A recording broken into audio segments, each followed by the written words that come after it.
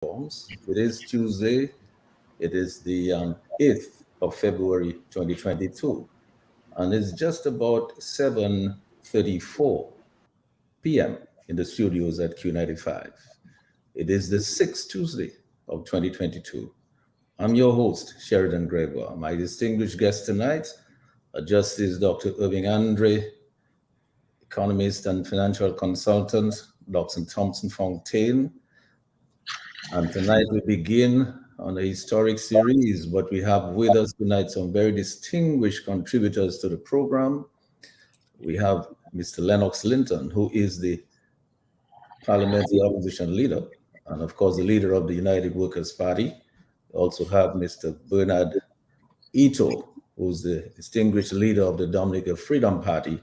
And we have Mr. Kent Vital, economist, who is the head of NJAM, that's the National Joint Action Movement. You heard a wonderful program from NJAM last night, and I'm sure Kent may tell us one or two things tonight while he's with us.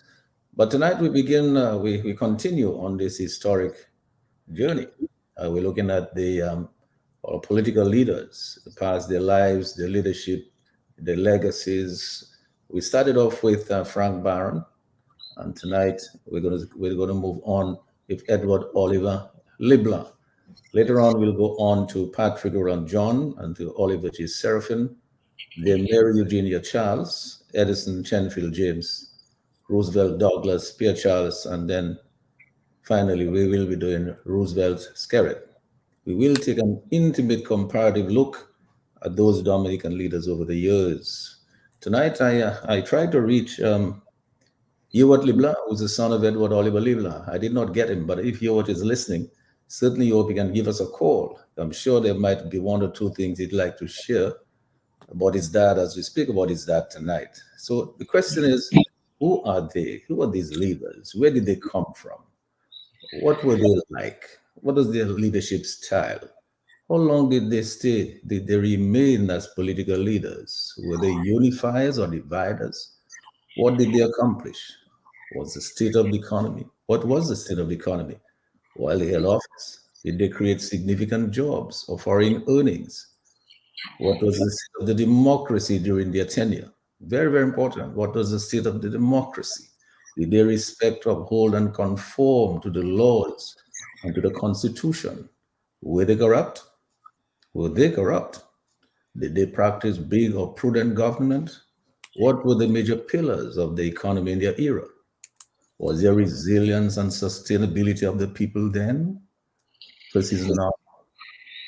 Was there resilience and sustainability of the natural environment and architectural heritage?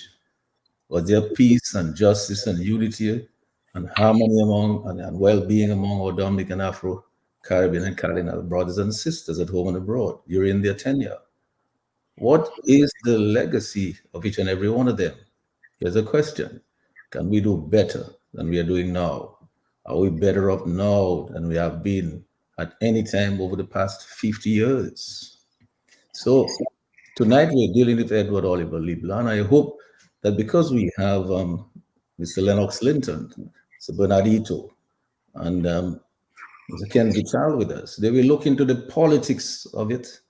They will look into the social aspect of it. They look at the cultural aspect, the industry aspect, the economic aspect, and to compare the eras, of those people to what we have now. I know Dr. Thompson Fontaine will be able to help us in a very, very considerable, deep way on the economic aspect of it, and maybe on the political aspect of it as well. So the question is, are we better off now than we have been at any time over the past 50 years? So stay with us on Q95, the big station, and on Facebook and YouTube for this intriguing lecture series on the lives, the leadership, and legacies of Dominica's political leaders. As I said, we have my distinguished guest tonight, Justice Dr. Irving Andre, economist and financial consultant, Dr. Thompson Fontaine. And with us also is Mr. Kent Vital, Mr. Lennox Linton, and Mr. Okay, so here's the thing, and as you know, We always try to do these discussions, and tonight is no exception, with absolutely no anger, no malice, no personal attacks, no vilification, no divisiveness, and just bringing back civility, a caring society, good governance, peace, and love among our Kalinago and Afro-Caribbean brothers and sisters and friends of Dominica at home and abroad. So wherever you are in Dominica, in the region and globally, join this conversation on the Global View on Q and have your say as you do every Tuesday with me, Mr. G, and my distinguished guests, only on Q95, the big station. And we do say a big thank you and we give a shout out to our healthcare providers and frontline workers doing their best to keep us safe from this deadly coronavirus and its variants, including Omicron. Please follow the correct advice and guidelines and protocols. Play it safe, stay alive. Happy to have you with us tonight, wherever you are, in your neck of the woods in Dominica, in the region, and in the global community.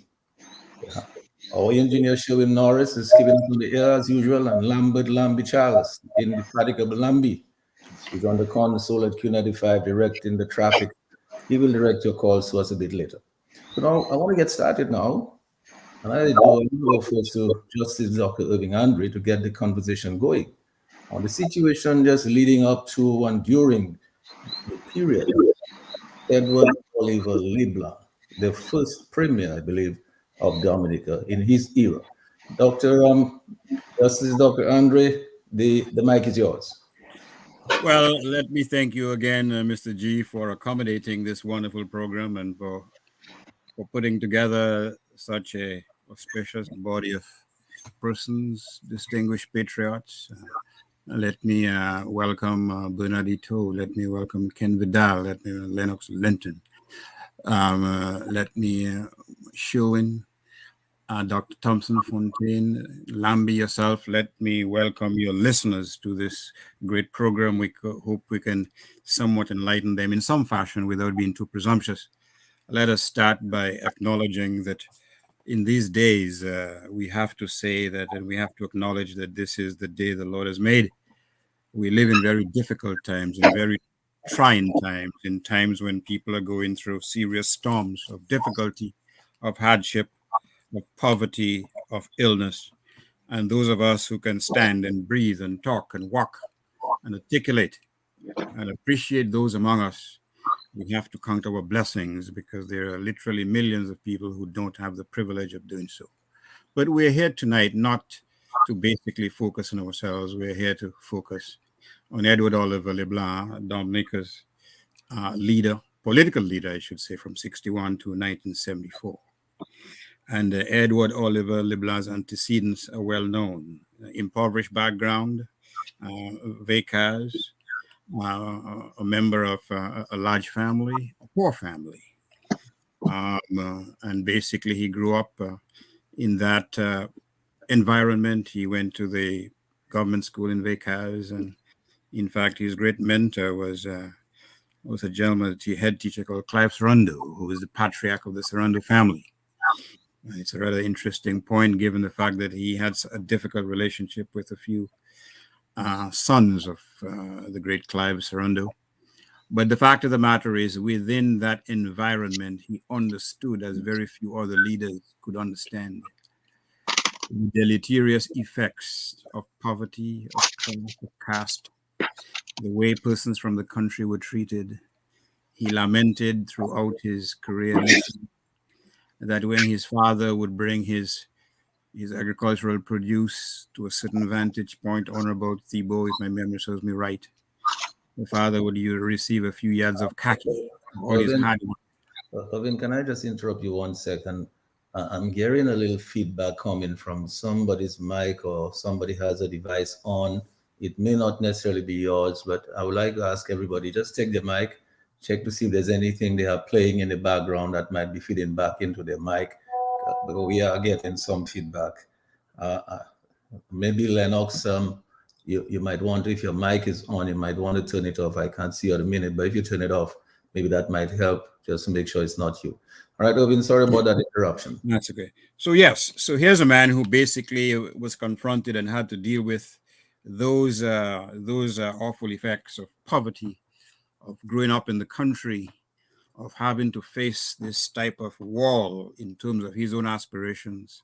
And he obviously, he did go to the agricultural school in Monbruce, and he met some persons with whom he had a lifelong tradition. But his foray into politics was basically triggered by a very negative experience. He applied for a scholarship for advanced study, and he was cast aside literally in a very dismissive fashion. He was told indirectly that he hadn't breathed the rarefied air of his secondary school. And obviously, even in the 50s, or even in the 40s, I should say, going to the secondary school was a privilege. Although on or about 1947, 1948, Clifton Jupini, a prominent Dominican lawyer, was instrumental in getting the fees to the Dominica Grammar School cut by 50%. It was still a very formidable obstacle to students from the country. So Edward Oliver Leblanc, sensitive, reserved chap, grew up with that feeling of basically being shafted literally by the system. And that was his primary impetus to enter the realm of politics. Not for self-aggrandizement, not for his own personal purse, but to make things better for those who toiled in the vineyards for little or no compensation whatsoever. And he did so. He contested initially in the North. I think he initially contested, if my memory serves me right, against RBD. He beat him. He became a member of the Labour Party in 1957, which was founded in 55. In 58, he contested the general elections for membership for the federal government. He and Felicia Allfrey won on one of the parties, for one of the parties, and he went to Trinidad, where he remained until 1960. He came back to Dominica to lead the Labour Party into electoral victory in 1961. His doing so created a rift between himself and Phyllis Allfrey, one of the founders of the Labour Party, which culminated somewhat unfortunately in the 1963 expulsion of all three, along with Emmanuel Leblanc from the Dominica Labour Party. But Edward Oliver Leblanc ascended the throne, or should I say ascended the leadership of the island with a mission to transform the society as best as he can. A mission to make sure that the produce of persons in the country garnered a market, to make sure that the children of persons from the country had greater opportunities in terms of self-advancement, particularly through secondary schools. He made it his business to ensure that Dominica's productivity to some degree was unleashed. He made sure that persons who could not afford housing on their own had the means to do so. And that is why in 1967, for example, he purchased land in the Canefield area and created 500 lots of land to be purchased by Dominicans. And right there, as I will show, along with other instances, he set his mark in terms of the type of leadership that he established. I hope one of the Leblanc boys is listening, because his siblings, many of them who were in the States at the time, they wanted to purchase lots at Canefield. And he told them no. He told them no to prevent being accused of insider trading, as it were. He, as you know, in 1970, he purchased 300 acres at Bath Estate, again for housing. In the same era, the Union Housing scheme in Point Michelle, also the Kings Hill housing scheme, the Calabishi housing scheme, were all established based on the initiative and the vision of Edward Oliver Leblanc. It is often said that in terms of economics, he was somewhat weak. Well, not if you compare what occurred, or certainly what was the case in the 60s to what is now.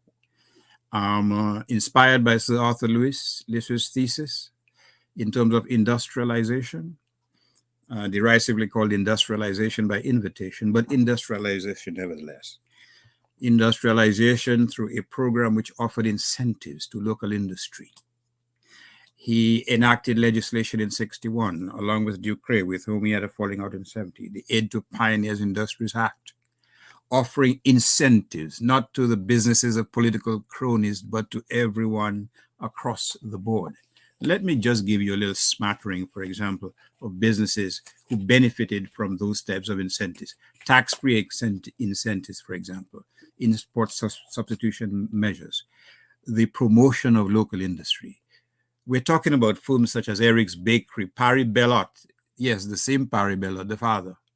Charles Brothers in furniture, those of you who grew up in Rosewood knows about him. St. Mark's Furniture, Giddings Oils and Fats, Dominica Coconut Products, Dominica Mining Company, J. Astafan, Philip George, who had a welding company, Harris Fidel, Duncan Timbers, Blatcher Products, Bruce Robinson, Sylvania Feeds, Valley Engineering Sales, etc. Dumb Fruit owned by Leo Emanuel. I think one of his sons is hosting a program on your radio show. He provided incentives for this company. He engendered the growth of the coconut industry, not only through Dominica Coconut Products, but the promotion of the making of mattresses. And as you know, Mr. G, the whole mattress industry not only helped local industry, it also helped the banana industry, because every coconut fiber mattress had a hole in it where people saved their money. That is what he did. He engendered local industry. But not only that, he placed restrictions. Sorry, Mr. G, did I interrupt you? No. He placed restrictions on the number of persons who are not ordinarily resident in Dominica in terms of being or gaining employment in Dominica. Under his leadership, he also enacted the Aliens Landholding Act, imposing a restriction on the amount of land that foreigners can own in Dominica. Why? What is the justification for that? It is clear. And obviously, in the early 70s, he enacted legislation protecting the beaches of Dominica for Dominicans themselves. And the justification for that type of legislation is clear to everyone. He realized that there's an intrinsic value in Dominicans being masters of their own island, their own country. So it was imperative, and it's so important to him that the government had a role to play in ensuring that the future prosperity of Dominica reposed in the hands of Dominicans. And throughout his tenure in office, he was governed by this sense of altruism, this sense that he was there to do a job, the benefits of which would inure to the benefit of Dominicans on the ground. Secondary schools, from 61 to 65, 8 brand new schools. In 63, the Goodwill, whatever the name is, I can't remember, the Goodwill School, which is a gift from the Canadians, but under his leadership.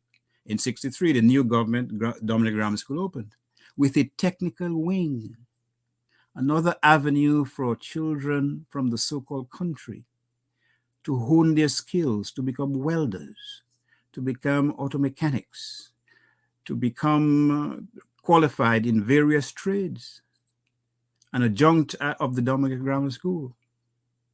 And I can't comment on what obtains now, but many persons, and if my memory serves me right, including one of the persons who was on the program this morning from Castle Bruce, benefited from his tenure at the Dominica Grammar School, the so-called trade wing, the technical wing, as it was known. What about culture? Again, he wanted to free Dominicans from the sense of inferiority that many felt vis-a-vis those who grew up in so-called privileged surroundings in Roseau. The whole question on the indigenization of culture, the emphasis on local dance, on Creole, on conte, on storytelling, on being able to speak the language of the people without any sense of inferiority. That was birthed essentially by Edward Oliver LeBlanc. Yes, Sissy Corderon had done some things, but on an individual scale, not on the type of scale that Edward LeBlanc instituted. In other words, he tried to free Dominicans from the debilitating effects of inferiority. And he did that to a significant degree, much to the chagrin of those who felt that we have to grow up being Afro-Saxons or speaking English with an English accent. That those who speak, for example, Creole are no less than those who did not. He made it acceptable. But he also had a keen sense of history, because under his watch, he tried to propagate an understanding of Dominican history. The LeBlanc government in 1973 or thereabouts financed, as you may remember, aspects of Dominican history, where a number of well-known Dominican historians, both in Dominica and without and outside, the most significant being Joseph Borromée, who was a professor at some university in New York, wrote pieces how the French came into Dominica, how Crown Colony government came into Dominica, delving into the past, because he felt that it has an intrinsic value and Dominicans should know about its past. LeBlanc took credit in the 60s for being perhaps the first Black Power advocate. In fact, one of the things he did, not known to many people, is that he commissioned a painting of the Archangel Gabriel slaying the dragon, and he reversed the colors, because he understood that as long as we continue to see the bad things from a religious perspective, to portray them as being Black, and to portray the good things, the archangels, as white, we would be stuck in this abyss of inferiority. He tried in his own way to reverse that by even doing something in that fashion. And so when we speak of Edward Oliver LeBlanc, it seems to me that we can appreciate what he tried to do and what he did, and we'll come to the obstacles that he had to confront. We can appreciate those policies and those programs and those initiatives much better then, or much better today, than perhaps we could appreciate it before. We can appreciate what altruistic leadership means. We can appreciate what leading on behalf of your people, what it really means. Suffice it to say, there was a significant increase in the number of students from the country going to the secondary schools, and not by accident. That was on account of a deliberate special policy. Suffice it to say, there was an increase in production, banana production, not by accident, but by a deliberate attempt to increase the number of feeder roads in Dominica. Suffice it to say, the increase in the number of students going to secondary schools, because there was an increase in scholarships provided to these students. And if there was a significant increase in people getting housing, those who couldn't afford, it didn't happen by accident. There was no magical or celestial hand handing over these houses to anybody. It was because of a conscious policy embraced and propagated by this altruistic leader. We stand today as the beneficiaries of the goals of this leader. And the question is, what do we now have to show for it?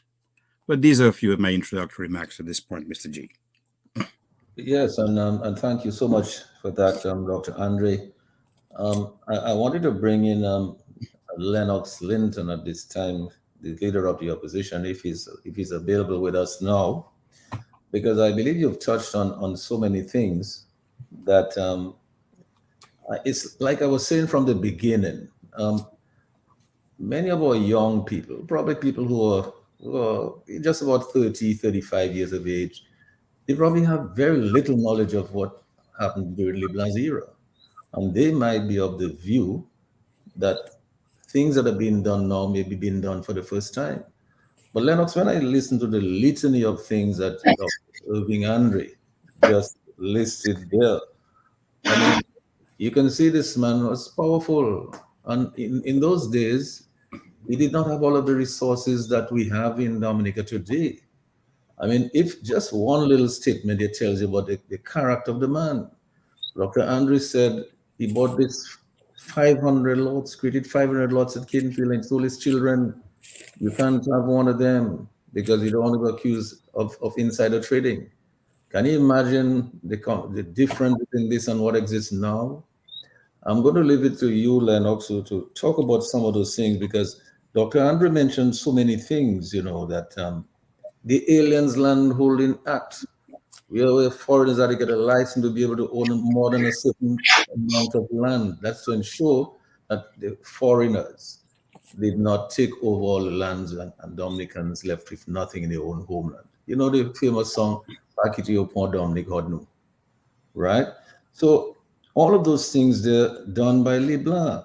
You know, making up mattresses. I asked Stefan and some other people, I remember all his industry. Are you trying to tell me this is the man who initiated all these incentives, these industrial incentives and finance and tax incentives to allow this industry? And you see the number of companies that he mentioned that got their start from that policy environment, that enabling policy environment created by Edward Oliver LeBlanc.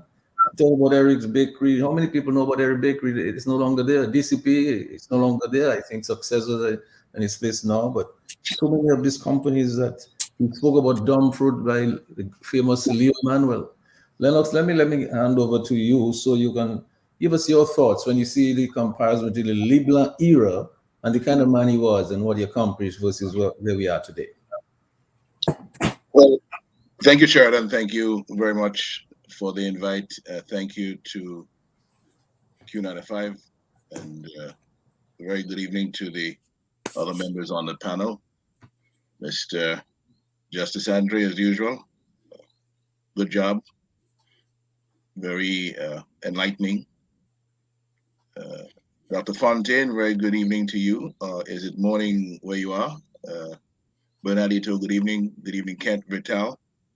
And good evening to all the wonderful folks of Dominica joining us from near and far. Clearly, we are in a different era of politics right now in Dominica.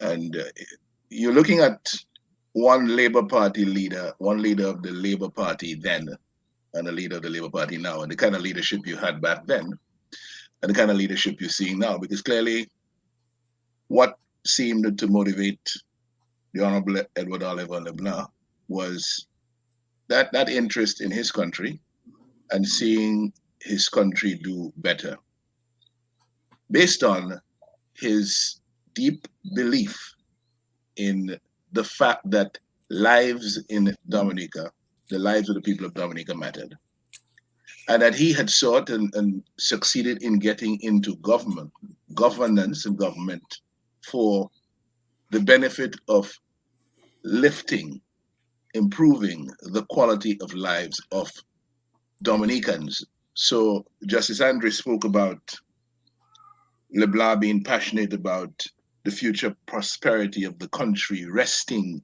in the hands of Dominicans.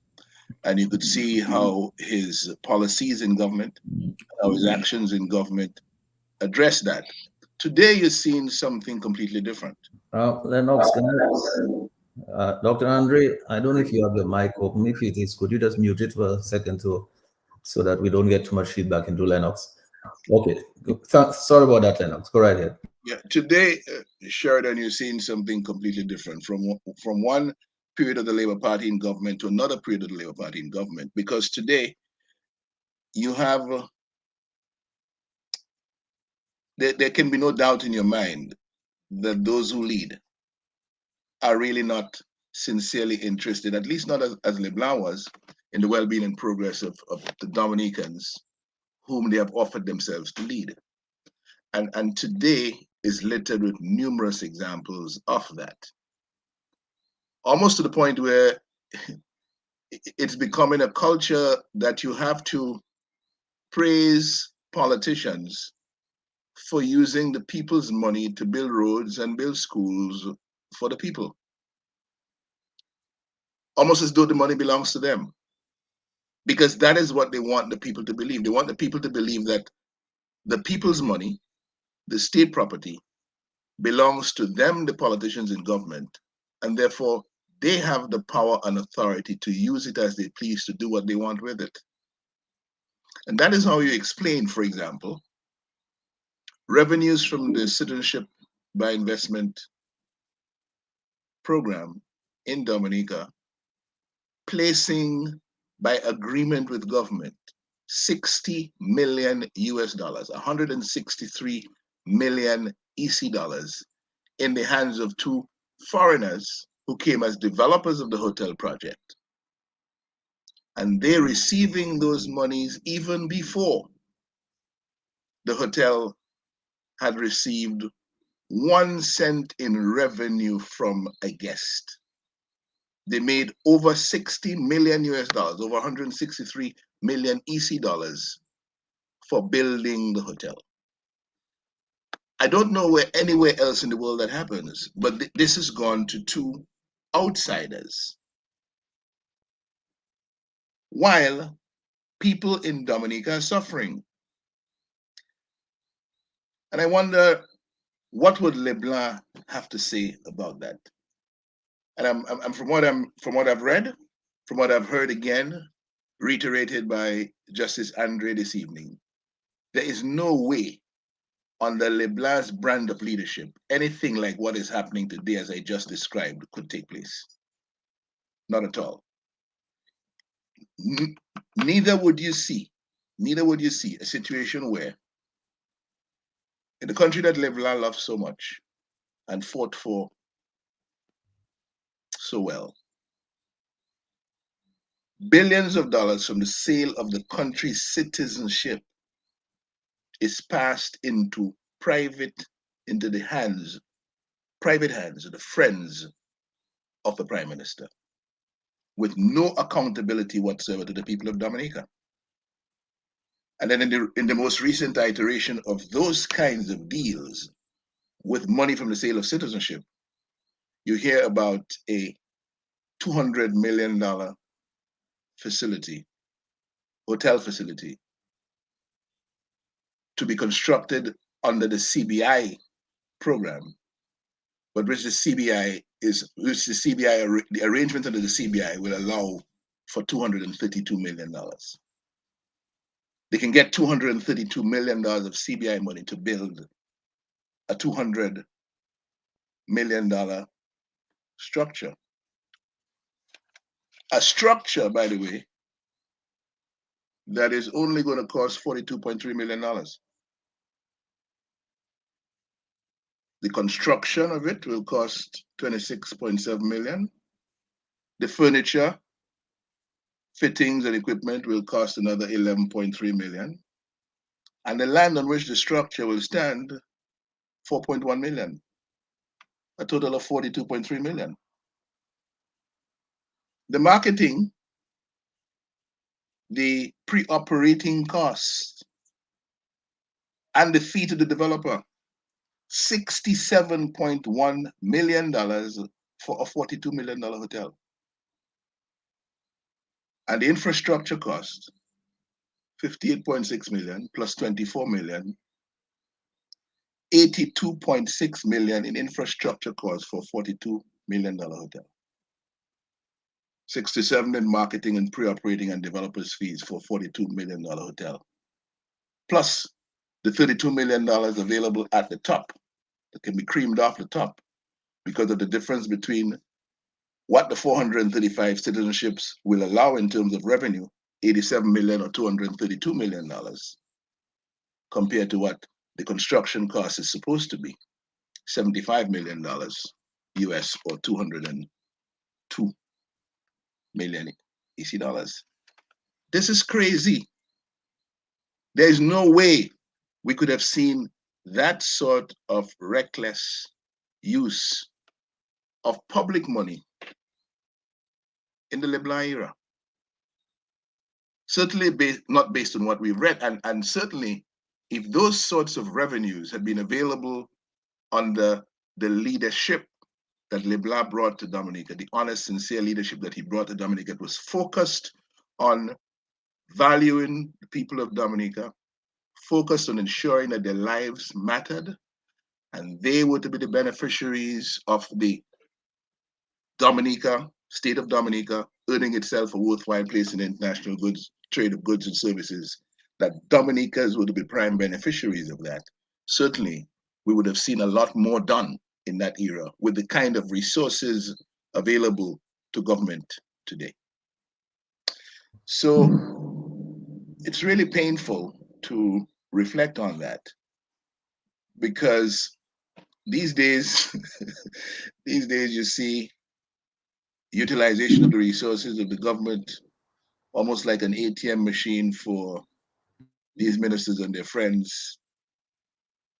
I read somewhere recently where it was saying that if you praising a minister of government for using the people's money to build roads and schools and hospitals for the people is like going to the ATM and taking out money from your own account and then praising yourself, praising the ATM for giving you your money.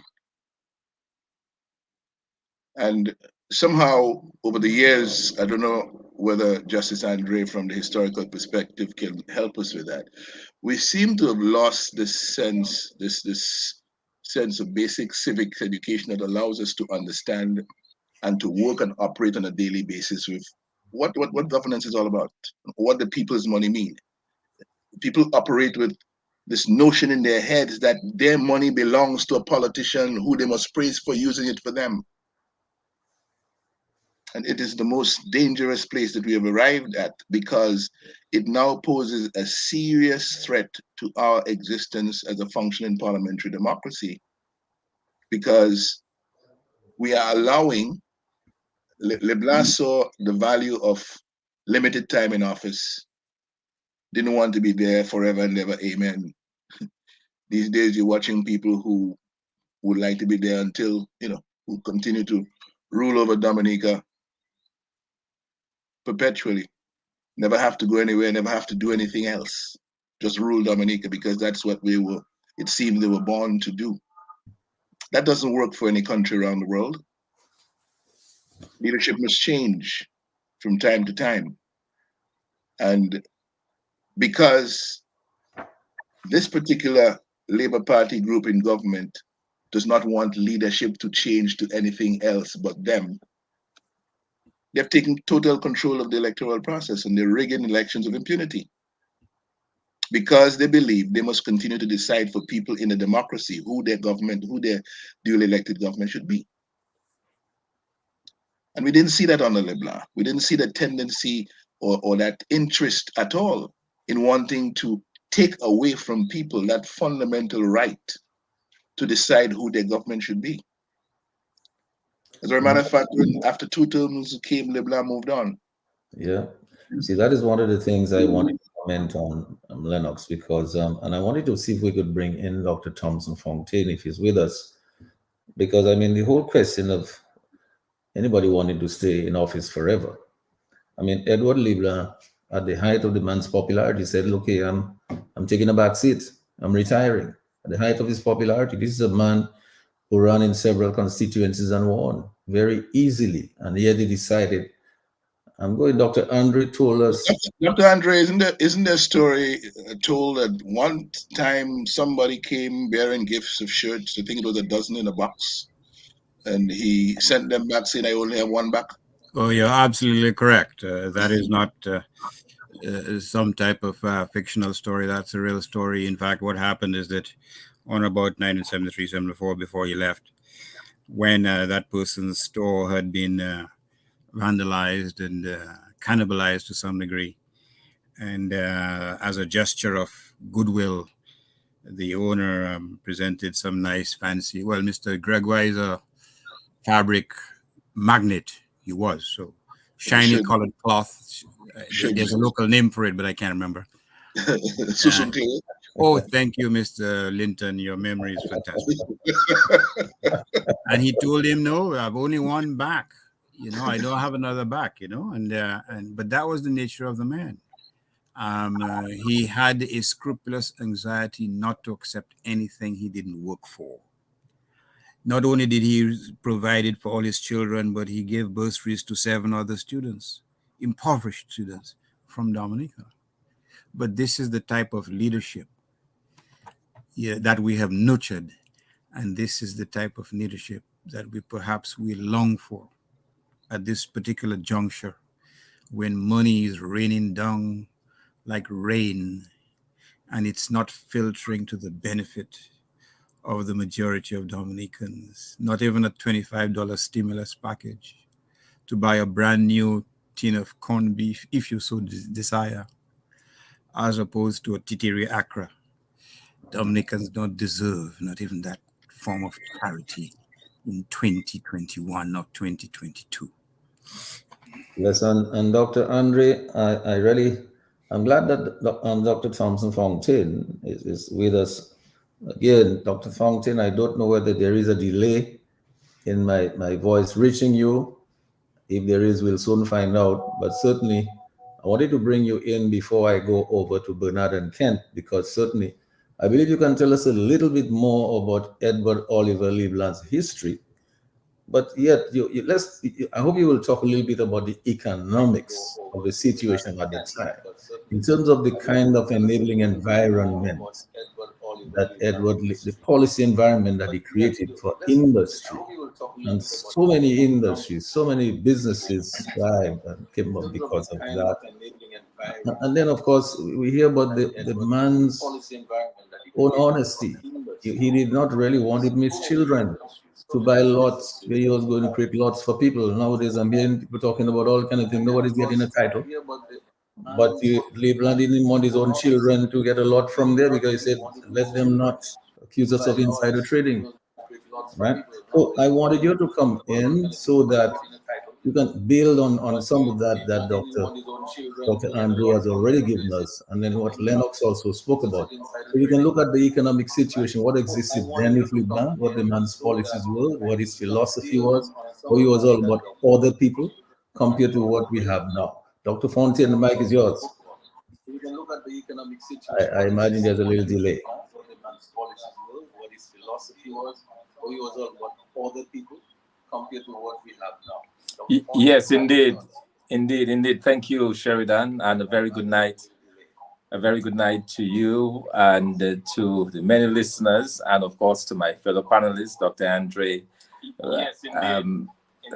Honorable Lennox Linton, of course, and Kent Vital, Lambi, and to all the listeners. You know, I'm holding here in my hand this excellent work by Dr. Andre, which is the Edward Oliver LeBlanc and the Struggle to Transform Dominica.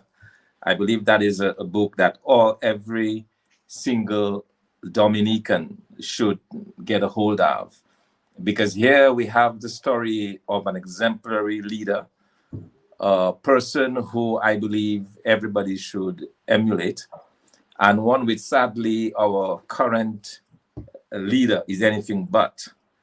You know, Dr. Andre talked earlier about his legacy, the legacy of Edward LeBlanc. I want to spend a little bit of time talking about that. For example, Dr. Andre talked about his work that he did in the banana industry. Edward Oliver LeBlanc was able to cultivate a path for hundreds and hundreds of people, as he referred to them as the little man, the poor Malawi. People from the countryside, country areas, who could then send their children to school. I was a direct beneficiary of this. I consider myself to be a child of the banana boom that Edward Oliver created. In fact, he doubled the exports of Dominica in 5 years between 1970 and 1974. By from 11 million to $20 million. Now, this is very significant, because if you were to look at this, the value of those exports in 1974, some 48 years or so ago, if you were to compare the value of that now, that's roughly $270 million in exports. That is hugely significant. When you compare that to under this regime, exports of about $5 million a year. So it gives you a sense as to how much we've lost our way as well, but how much in terms of legacy that spoke to Edward Oliver LeBlanc. It also shows that during his time, he had formidable opposition from very powerful trade unionists. And he never went out of his way, any arbitrary arrest. You never heard of any arbitrary arrests. You never heard of him, condescending to his opponents. When he had to act in 1970 rather, when he fired the three ministers of government, he did so because he saw a threat to his own rule and acted. He was a very powerful exponent of federation, served as one of the two Dominica ministers of federation, along with Phyllis Shandolfree.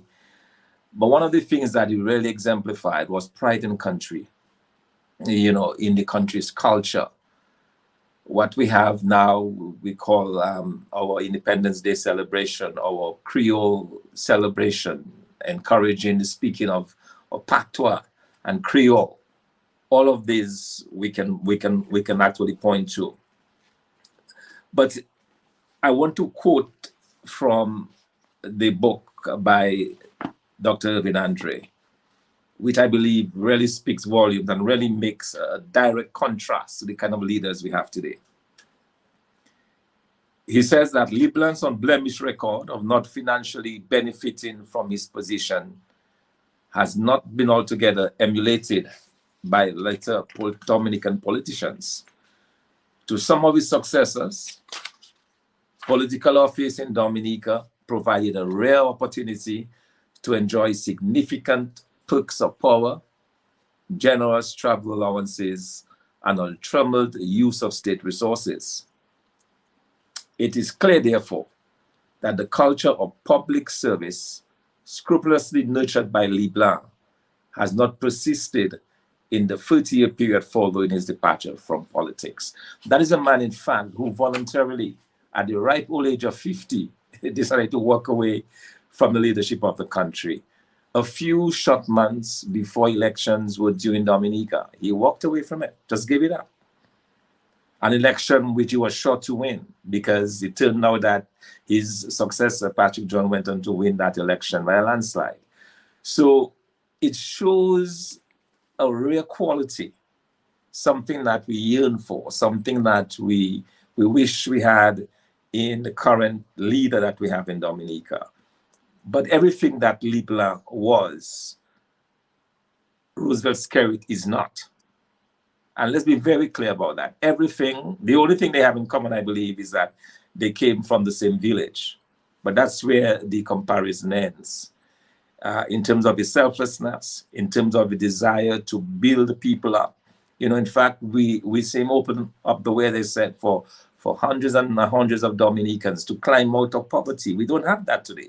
What we have is a reinforcing of poverty in the people of Dominica. Very few Dominicans have been helped out of poverty today in today's Dominica. Rather, they have been held subservient. They have been pushed down by this administration. I believe the strength of and the popularity of Edward Oliver LeBlanc was seen in his death, because when he died in 2004, although he was out of public view for many, many years, yet his death was reported across the globe. I counted no less than 45 newspapers that reported the death of Edward Oliver LeBlanc. Papers like the New York Times, the Los Angeles Times, the Tampa Tribune, Newsday, Des Moines Editor, the Times of London, the Free Press, Tribune, Miami Herald, and you name it. Just countless papers that reported on the death of this man. And one of the things that they indicated and wanted, a lot of them picked up on, even many, many years later following his death, they indicated that he walked away at the prime of his reign because he was fed up with politics. And I wish the same would apply to our current leader, that he would realize that his time is up that he's done enough and that he would walk away from politics as Libna did. At least we can get two things in common. But before I end this piece, I want as well to just read, if you'll indulge me, Edward Oliver Libna, and was also a man of words, and he wrote a lot. And some of it is in Dr. Andre's book, as I said, Edward Oliver Libna, To Transform Dominica. But there is a particular poem that he wrote, and I want to read it. I'll read it very quickly. It's called Siècle la vie, or The Cycle of Life. And this he wrote in 1974, just when he was contemplating leaving politics.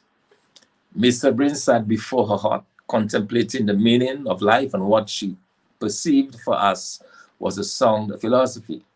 Woolly hair as white as cotton, her feet shrunken, her palms wrinkled, her body emaciated to the extreme, but her mind as active as ever. Her eyes clear and piercing, her teeth strong and evenly lined, defied anyone from realizing that she was 105. She's wondering how life has changed, but yet realizes that life goes like the seasons, which constantly change but remain constant.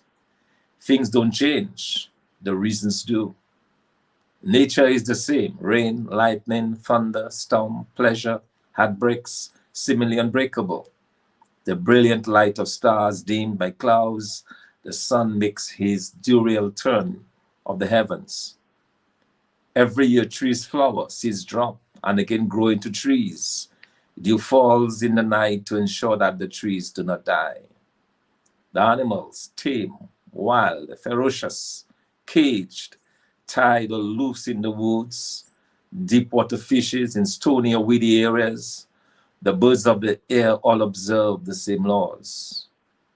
All men and women are also under the law. Children are born, they grow and die. The children repeat this refrain: all roads lead to the same goal. When she was young women walked naked because people were innocent in those days. Today, short dresses custom to Shiva. Our world today is terrible. Formerly, it was bitter grass and breadfruit, but people were strong. They lived longer. Today, it is cheese, table butter, and bread. But life is short. It is the recounting that is long. Formerly, people did not talk much, but they were always of good disposition. Today, they make sweet vocal songs more than the CEO, but are as hard-hearted as the mothers. Every age is the same, yet always different. This mystery man cannot unravel, that started since the days of Adam. Neither obeah, flood, nor strike can change. With all her thinking, she cannot ignore the child who is playing in the sand, taking an oyster shell to bathe, not with water, but with dry sand. The old woman shivered. Something shocked her. Eyes fixed upwards, and with folded arms, she discovered a very little light beaming deep in the horizon of the heart.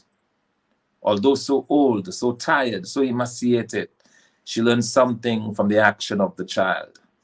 She saw her race straining and harassing since creation to this day.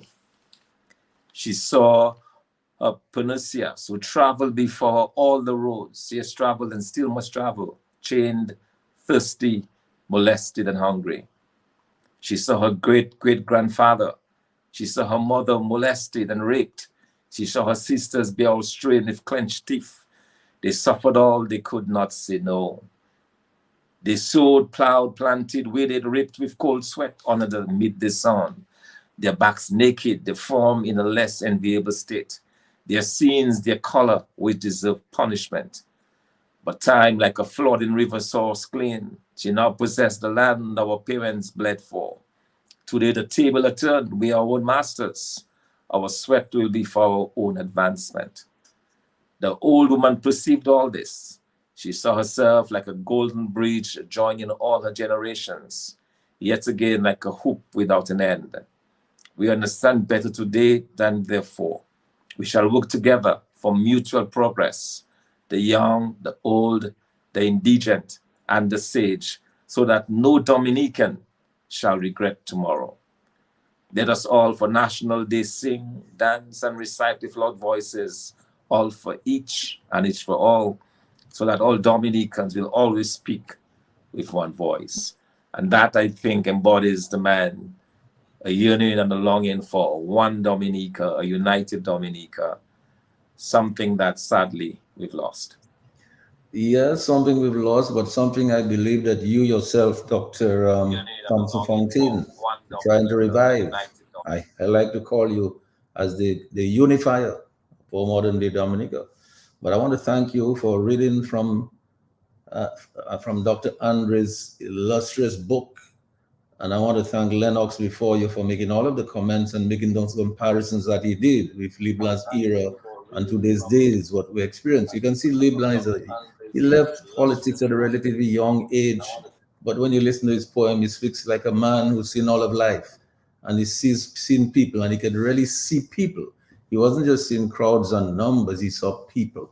Dr. Andre, thank you for that book. A little later on when I come back to you, I want to ask you to hold up that book so the world can see it, and you might want to make one or two references from it, because this really speaks about the lives and the life and the leadership and the legacies of that great Dominican hero, Edward Oliver Leblanc.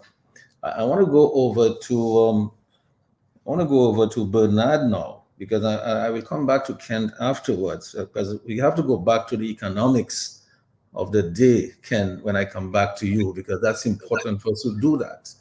But Bernard, you've listened to Dr. Irving Andre speak about Edward Oliver Leblanc, a different era. You're a young chap. You might not have known Irving Andre. If I might not have known Edward Leblanc, I knew him very well. One of his sons, is one of my very best friends. I hope he's listening right now in New York, if that's where he is now. The fact of the matter is, I played dominoes with Edward Oliver Leblanc at his home in Vickers.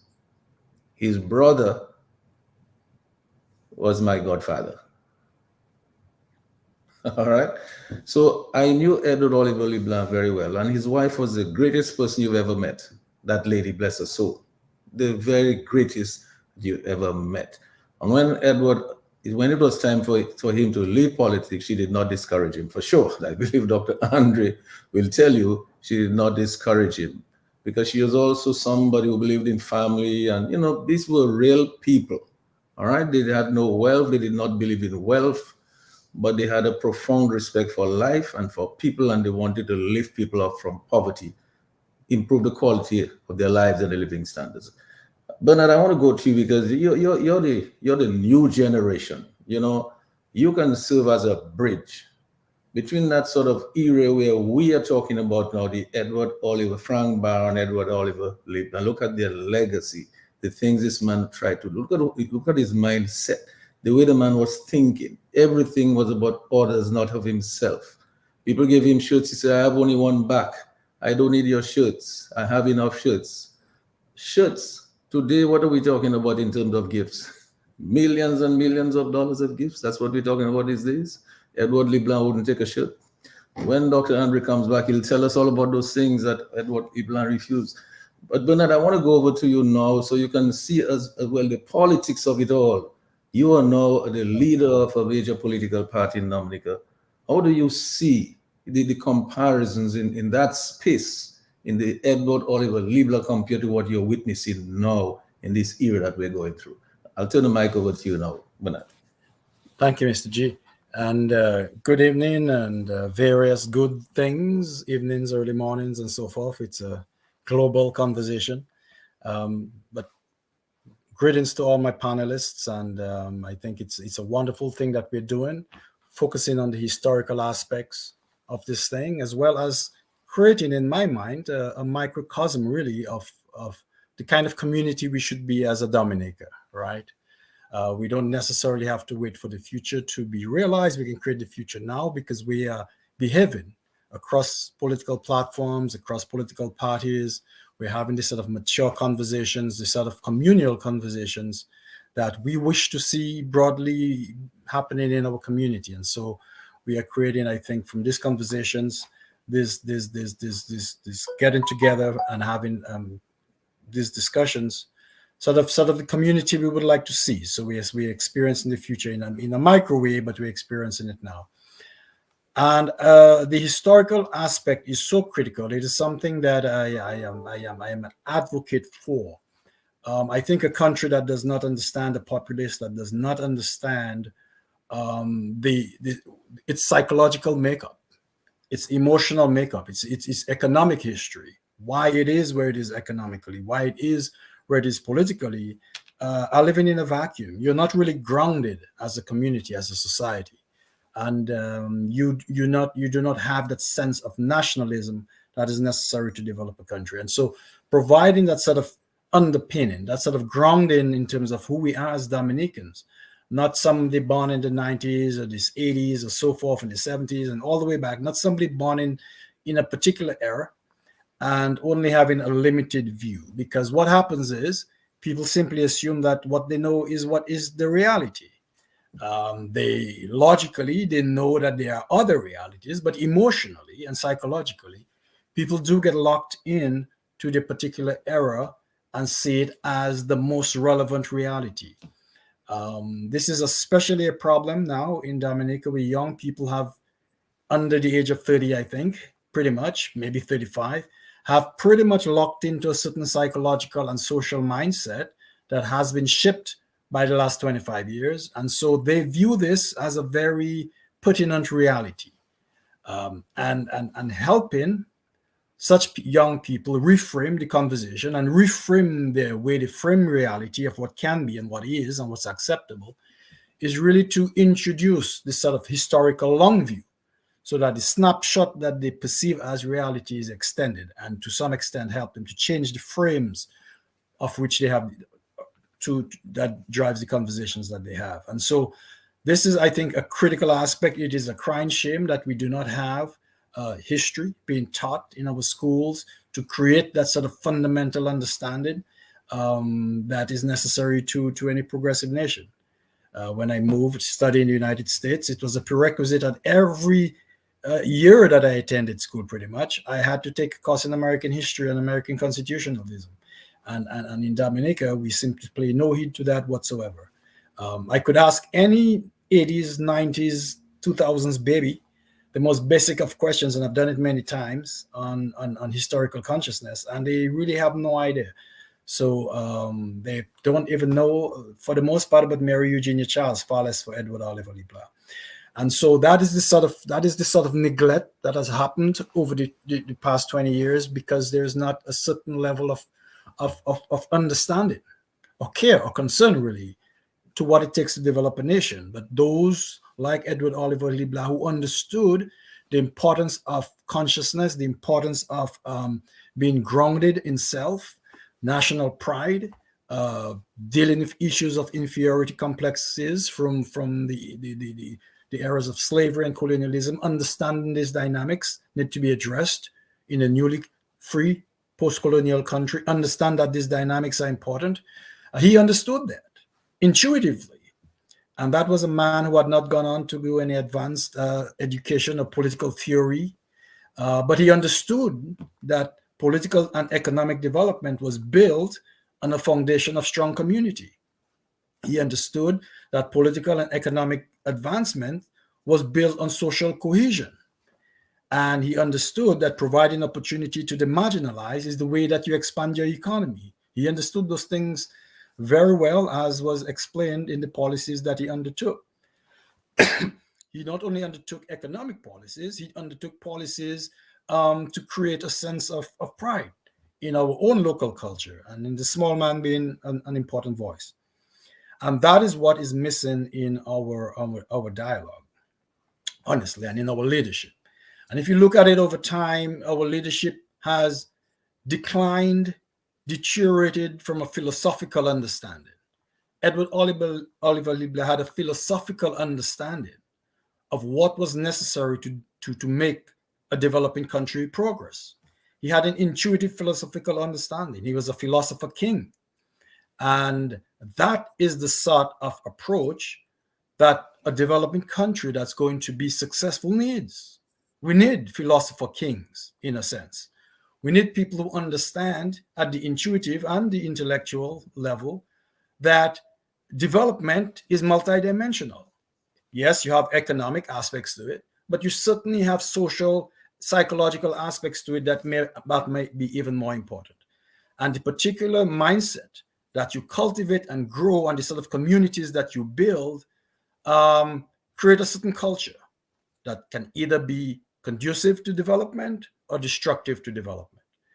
And so what we see over time in Dominica, if you look at the history, is really a pendulum swing between two forces in my mind.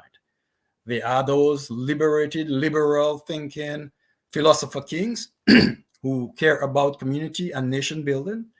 And then there are those who are looking to take advantage of an impoverished country or an economically vulnerable country to advance themselves. Because in every developing country, in every country that's growing, those who are clever and seek to attack a young democracy can do so. Their democracy is never perfect. There's always the possibilities to outsmart it. And we faced that dynamic through the history of Dominica. We swing the pendulum. So we went from Edward Oliver LeBlanc, who was this person interested in the greater good. We swung over to Patrick John, who was arguably more interested in self-advancement and self-promotion. We swung the pendulum back in the Mary Eugenia Charles era to a focus on accountable government and doing things for the country, and again, a more enlightened approach to national development. And then the pendulum swung back to this current era of Roosevelt Skerritt, who has taken this to a whole new level in terms of capturing the society. But the same dynamic has played out over time in Dominica. And so what we have to ask ourselves is, well, in this 21st century, in this modern era, what do we need to do as leaders, not only political leaders, but leaders across the spectrum, to understand the dynamics that allow us to be vulnerable and to be taken advantage of and to go down those alleys time and time again? And how do we need to address that and to change the conversation and to restructure the society and to re-legislate the society in a way that leads us to the sort of flourishing outcomes that we really deserve as a society? And I mean, it has been discussed, it has been presented, it has been fully dialogued on what the Roosevelt Skerritt administration is doing right now. There is no need for me to go into a whole litany of the wrongs that are done, but let us look at maybe one thing. There has never been an era in Dominica's history where so little has been done with so much. You can look back and you can say, well, these people, we were trying to do this, we were trying to develop, we were trying to do those things. And folks now will say, well, look, Skerritt is building some apartments, isn't that a good thing? And adding a little to the hotel rooms here and the hospital and so on, and he's paving the roads. He's doing the good thing, the great things. Good things. These are good things. The country is doing well. But you have to have the correct context for this. This is being done in the context of the greatest amount of monies that has ever in the history of the island made its way to our shores. Billions of dollars, US dollars. And in that context, what is being done is not only unacceptable, it's almost criminal, right? So Dominica has found itself in another classical situation that occurs to developing countries. It's the resource curse. Countries that are blessed with abundant natural resources, they simply extract those resources and the funds come directly to government. They don't have to tax the citizenry. They don't have to appeal to the citizenry. They don't have to develop policies that makes the citizenry responsive and grow and therefore taxable. They don't have to grow the economy because that's not where the funds come from. Saudi Arabia is the same thing. They have a captive society because they have an independent source of wealth. They don't need to grow the wealth together with the community. And that's just a classical resource curse situation in political economy. And that's what we have going on in Dominica. With the wealth of the passports that are pouring in like oil revenues into Dominica, this gives the political party an enormous ability to capture not only the state, but to capture the entire society.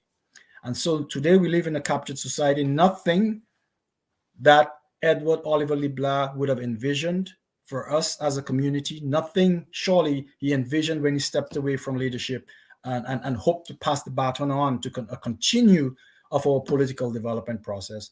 But that has not happened. In fact, our political process development has been rolled back more than 30 years. And that is the context, the political context that we find ourselves in today.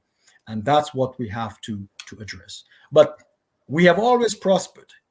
The people have always come through and swung the pendulum back. And I am counting that the time is ripe, the time is correct, that leadership coalesce with the people to right this wrong and return us back, swing the pendulum back the other way. Bernard, thank you sincerely for this. That was very deep and very inspiring. Kent, I want to hold you back a little bit. I want to go back to Dr. Irving Andre for a brief moment to make some comments on some of the things that Bernard just said. Because when I come to you, Kent, I want you to spend some time to give us, because I know that you're heading NJAM, and NJAM is doing stuff. In other words, some of what Bernard is saying, and we have been talking about NJAM, he said, we want to help to go ahead and do just those things there. So I want to come back to, let me go back to Dr. Andre. Dr. Andre, you heard Bernard and he put it in the context. You heard Lennox, you heard Thompson. I believe there's a lot more that you can tell us about that era. And I mean, you have a whole book on that, for God's sake. And this man, LeBlanc, his philosophy, I mean, his love for people. Everything he did, like, it was centered around people. It was for people.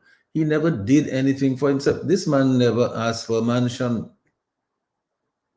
This man never asked how much money to take care of himself and his family every month. He said, I don't want a shirt, fathers for a mansion on a hill.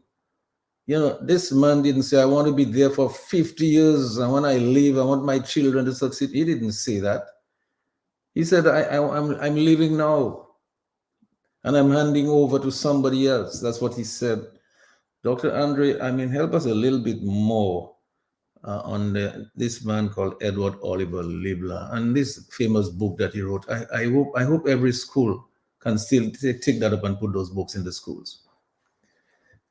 Your mic is muted. If you can unmute your mic.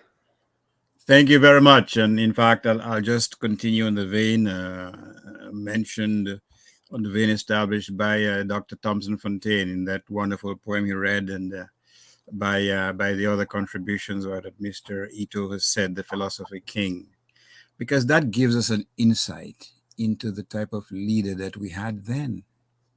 Now, he didn't cherish or covet wealth in the fashion that we think of.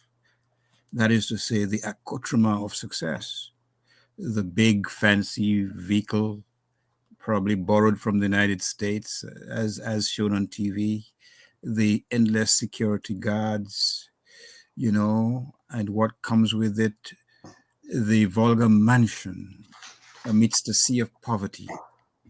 What he cherished was a value system which reflected a deep faith in a messianic hope that he can bring change. I mean, Dr. Fonson read this poem. Let me just read the last verse of a poem he wrote in 1973 called Nom Noir, the Black Man. It's almost an instruction. It's like Tiresias in Sophocles' Antigone. And being an old-fashioned poet myself, I can appreciate it. But here's what he wrote. Although your hands are still tied behind your back, your mind is free, but liberty has its price. Your race and roots are not things to play with. Love all, but love your own much more. Not Montfared and Zambuli or whatever it is. Work hard, forgive, and pray your horizon is plain. Cut your own road. With courage, your own destiny to mold. This encapsulates the philosophy of this man, and it is reflective in all his policies. We talked about the road building, we talked about the scholarships, we talked about the engineering of production, incentives to hotels, local hotels, Castaways, Island House, Astor, Cicero, Layou, River La Croix, Anchorage, Springfield, Fort Young. many of them owned by some of his political adversaries or enemies, because he understood as clearly as anyone could that when rain falls, it falls on everyone's house. When adversity strikes, it doesn't strike on the basis of color. It doesn't strike on the basis of affiliation. So to high tides lift up every boat was his basic philosophy. And when you think of the poem Thompson read about, you can see his focus. You could see who he was preoccupied with. The lepers of his day, economic. Those we dismiss as prostitutes. Those, as I said, who couldn't afford the means. Village councils, the empowerment of persons who felt they had no role in governance. That's what he did, empowering village councils, engendering local self-government, a national provident fund, the precursor to the social fund, whatever they call it right now. He embraced the Kalinago people. I didn't talk about that in the first book, but I just had to do a revamping of the book for the University of Toronto, quite frankly. And he adopted two policies with respect to the Kalinago, which may appear, at least in retrospect, we could see the merit of it. One, he was fearful that unscrupulous persons would take advantage of the Kalinago people by plying them with trifles. And to use a Shakespearean expression, by using trifles to win them over, to rip them off. So he was fearful of giving too much self-governance to them at that point. The situation may be different now. And secondly, the leadership of the Kalinago people in the 60s in particular, they had a policy. If a Kalinago male got involved or married a non-Kalinago woman, then he can come and live happily ever after in the Kalinago territory. But if a Kalinago woman got married to a non-Kalinago man, then she was deprived of the same privilege. And that type of inequality affected him deeply. And he felt that if he gave the Kalinago territory unbridled self-governance, then he would usher in a period of inequality and exploitation, quite frankly, based on gender and also based on economics. So it may appear today to be patronizing because so many persons of our Kalinago friends have gone on to education and succeeded tremendously in terms of academic pursuits. But it's interesting because I was listening to a program on your station, Mr. G, and Annette Sanford, very articulate, brilliant young woman, was talking about even the leadership today and the problems that still haunt the landscape of the Kalinago territory.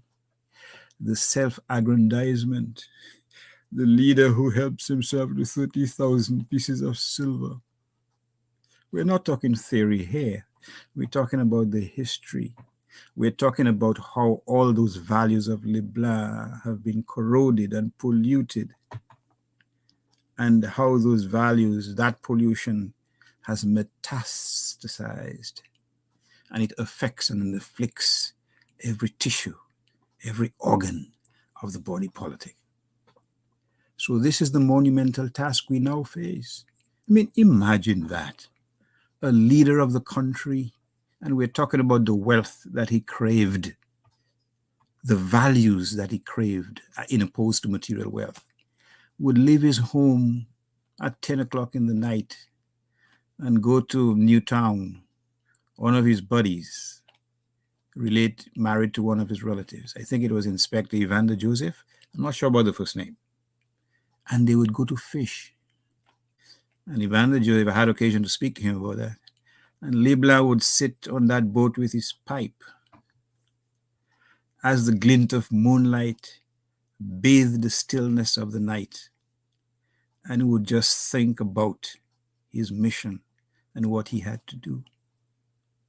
When he retreated to Otru, he similarly would spend hours and hours and then going to fish in a little canoe without even an engine.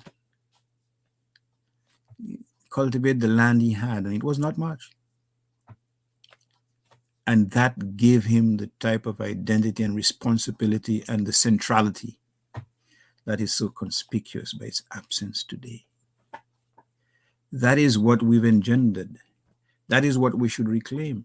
And Libla wasn't a perfect vessel. He had his own political struggles. Evidenced, for example, by the passage of the so-called Shut Your Mouth Bill in 68. Evidenced by the strife he experienced in 73 thereabouts with the state of emergency. His encounters and his confrontations with the unions of today.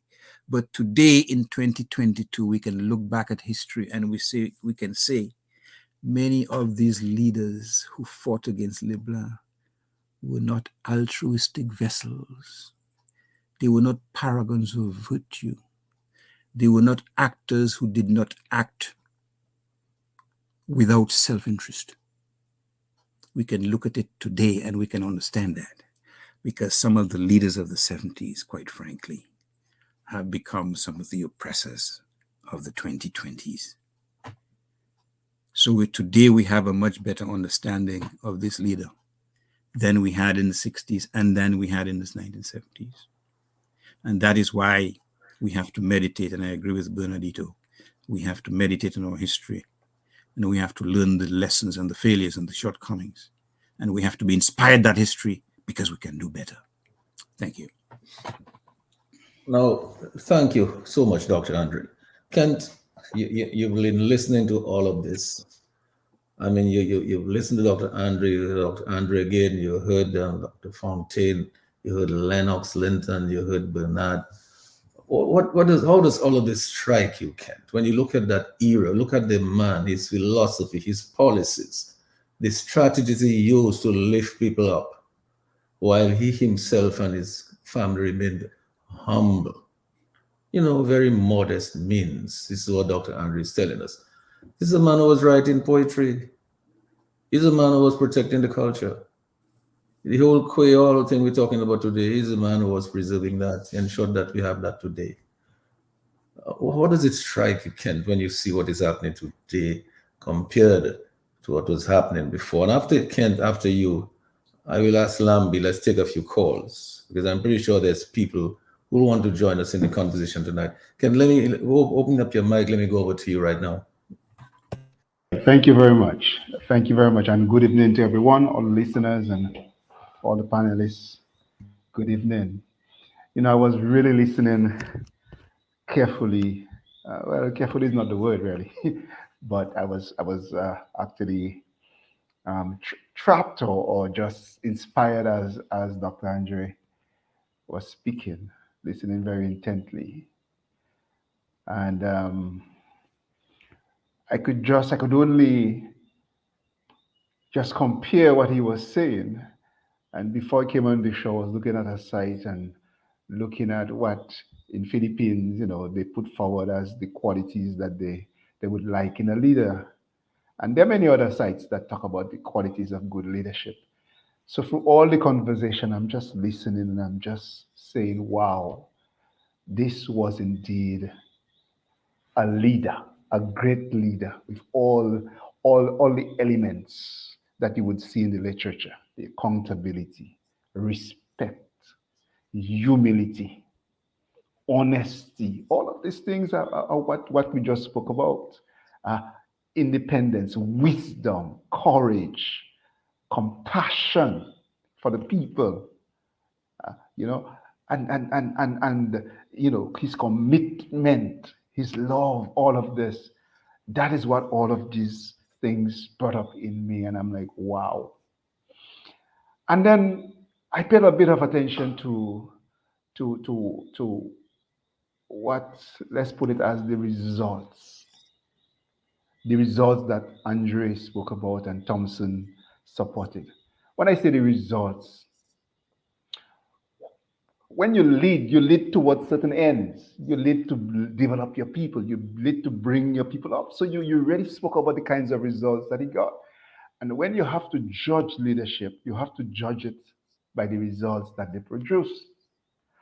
And I listened carefully to the results, and they were amazing in terms of, the banana boom and the production and the deliberate policy and the educational programs. I don't have to repeat it. It was said so nicely by Dr. Andre and by Fountain.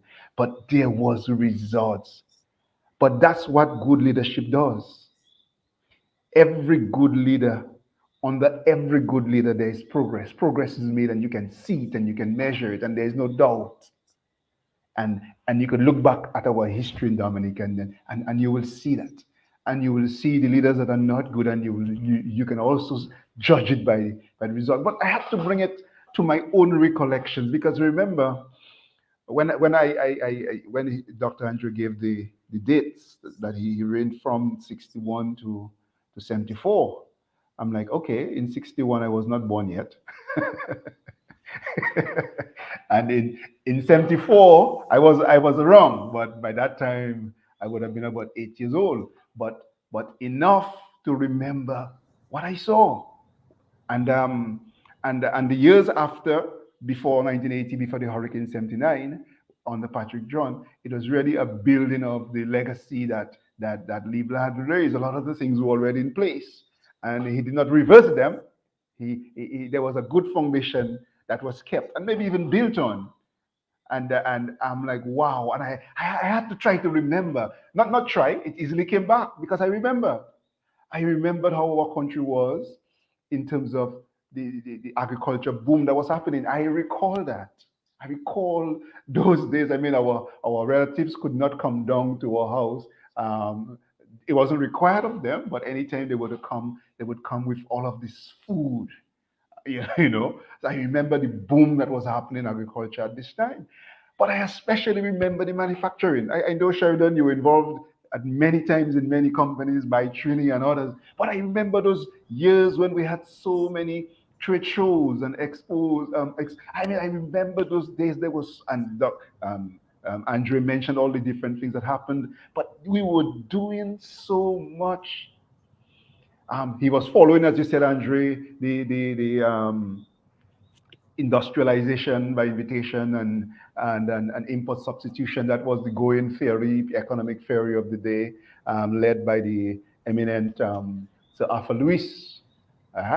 And clearly, at that time, Dominica was a leader. Sheridan, I'm sure you can remember, we were one of the leading countries, even in tourism.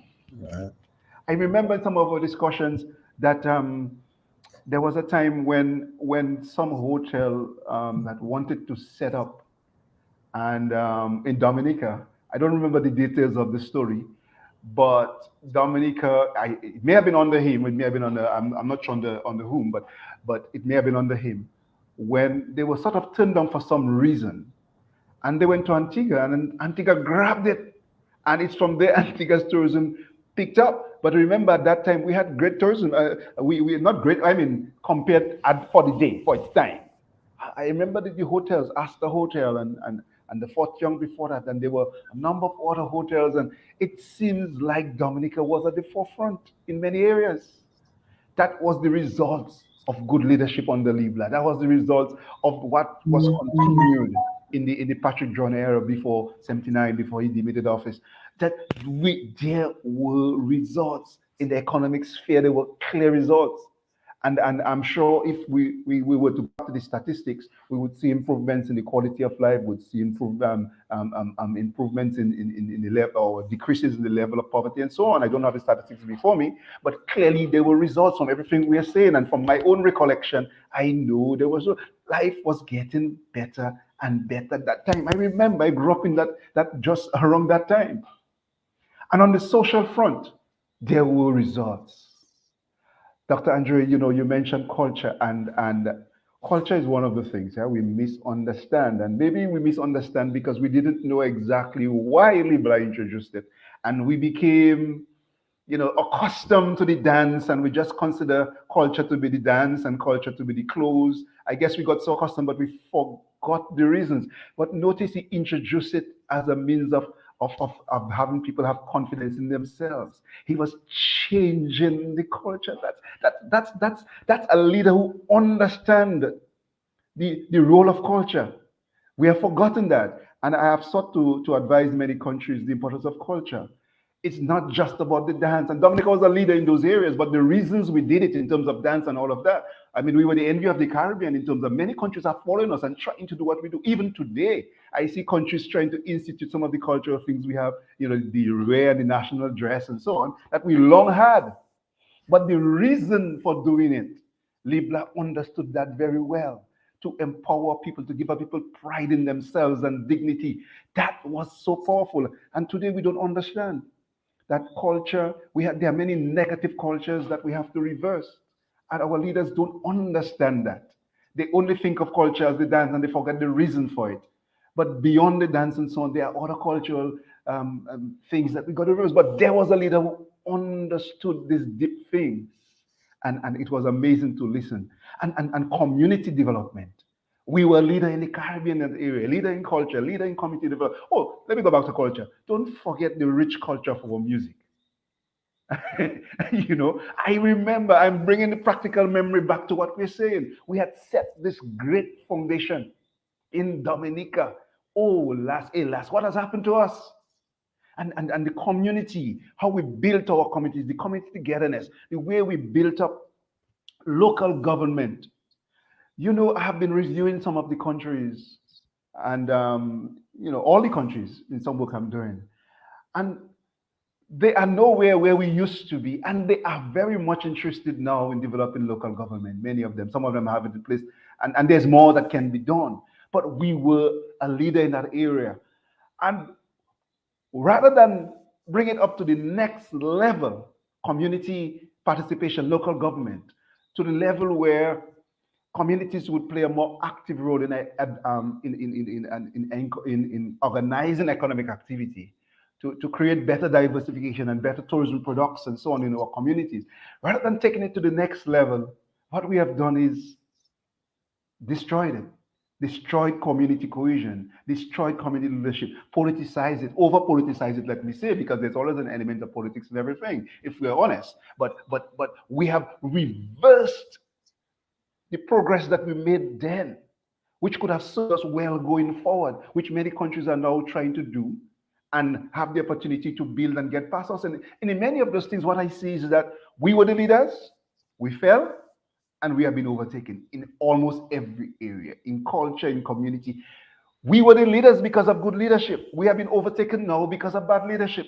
And it hurts. It hurts. It really do hurt. And we can return to those days with better leadership. I mean, the goodness spirit thrive. Kent, here's what I want to say.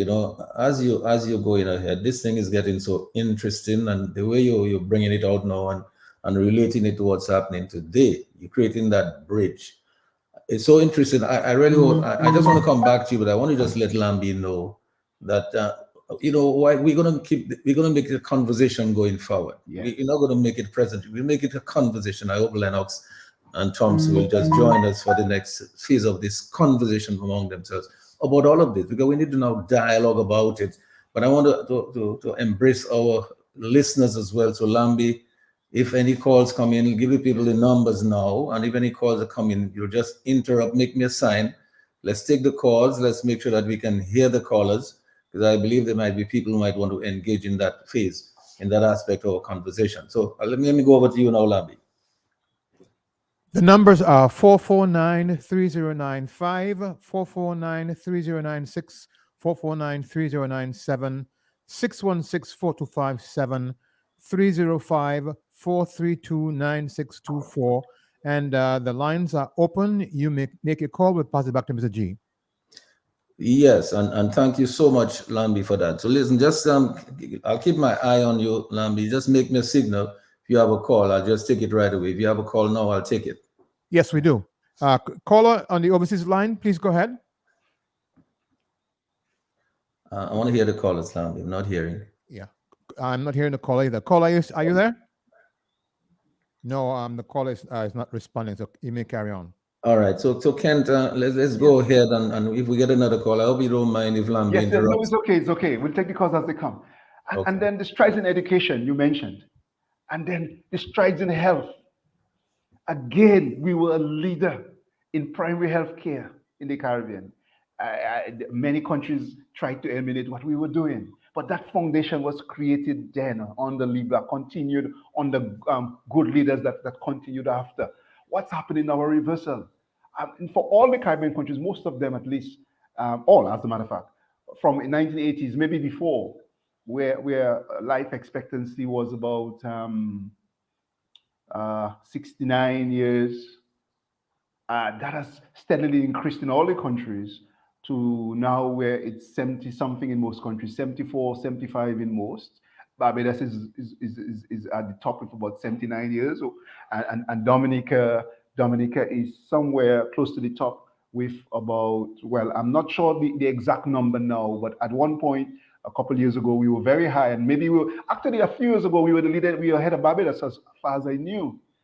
And I don't seem to be able to get all the statistics, but what seemed to be happening is that our health statistics have been reversed. I was comparing how Dominica is doing. Let's take a call, Ken. Yeah. Let's take a call. Lambi wants to. Go ahead, Lambi. Caller, please go ahead on the overseas line. Yes. Good evening, Lambi, and good evening to Mr. G and the team. That sounds Very like emotional. yeah, that sounds like a Very gentleman. emotional listening to. I was saying, caller, that sounds like a gentleman who knows a lot about agriculture. Yes, Mr. G, I got started with Mr. Libla. I was a member of the team that was appointed to provide extension and support to the farmers by Mr. Libla. And this was the beginning of the successful development of the banana industry. Under the leadership of Mr.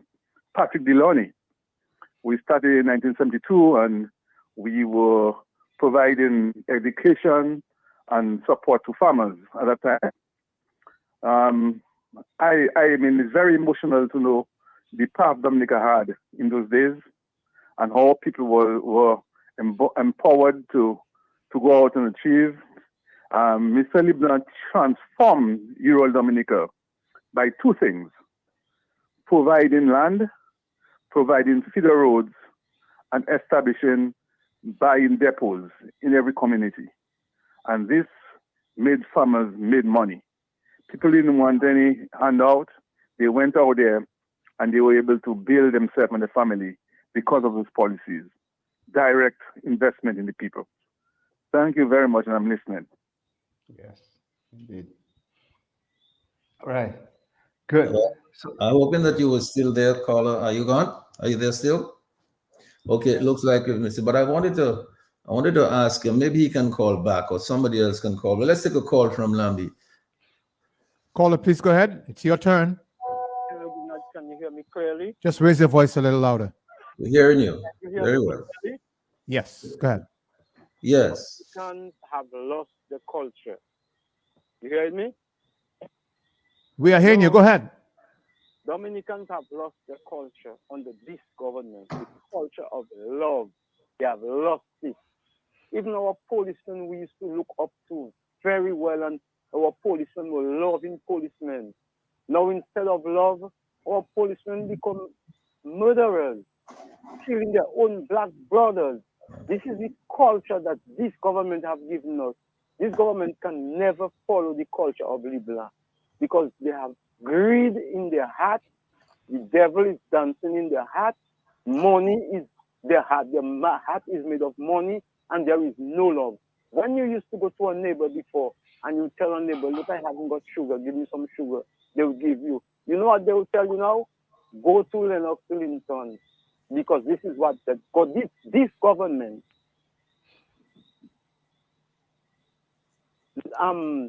Roosevelt carried government have brought Dominicans to beggars and haters.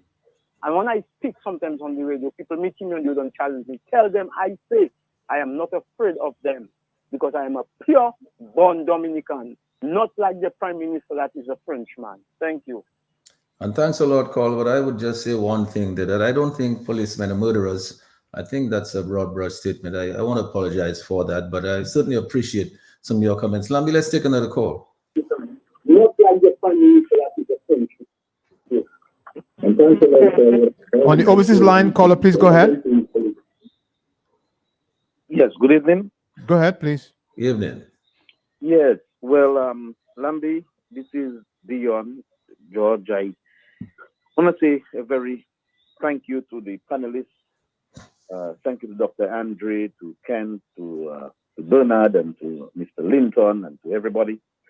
A couple points I would like to say. I really appreciate Dr. Andre historical background of the Prime Minister.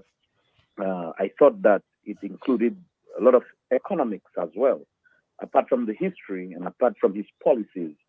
You know, when he spoke of import substitution and export, that was very good. And I thought Bernard really captured not just the economics, but Bernard also captured the philosophy behind it. And I think the point that Bernard made, which really touched me, is the fact that he mentioned that economics is good and policy is good, but also social policies and philosophy and psychology and having a philosophical framework for development. I thought he hit that on the head. And of course, you know, Dr. Thompson Fontaine, always on point. And even my good friend, Mr. Lennox Linton, I just want to mention recently, I mean, it's not on the program tonight, but we were talking about China. And then he came on the hot seat with I forgot his name, the guy who's hosting the program there. Zariman. The issue of China came up, yeah.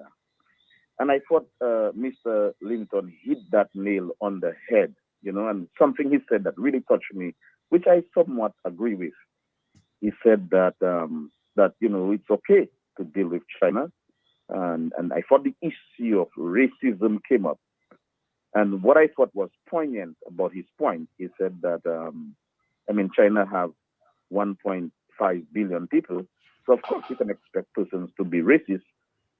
But fundamentally, he said that if you are dealing with international relations and dealing with countries, at the bottom line is it has to do with your relationship, your agenda, and what you want to get from that relationship. So I thought that was good. The gentlemen, I just want to say that I think the program tonight is very deep. I think you guys are hitting on different edges, but ultimately, I think this is really good. And I want to thank you so much for service to the country.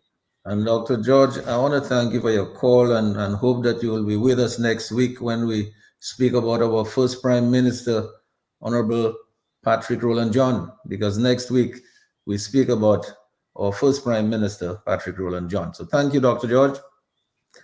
Lambi, you want to take the call? Ladies and gentlemen, thanks. Good. Thank you. Right, have a good one. Go ahead, Lambi. Caller, go ahead, please. Can you hear me? Yes, we're hearing you. Go ahead. Lambi Evans John.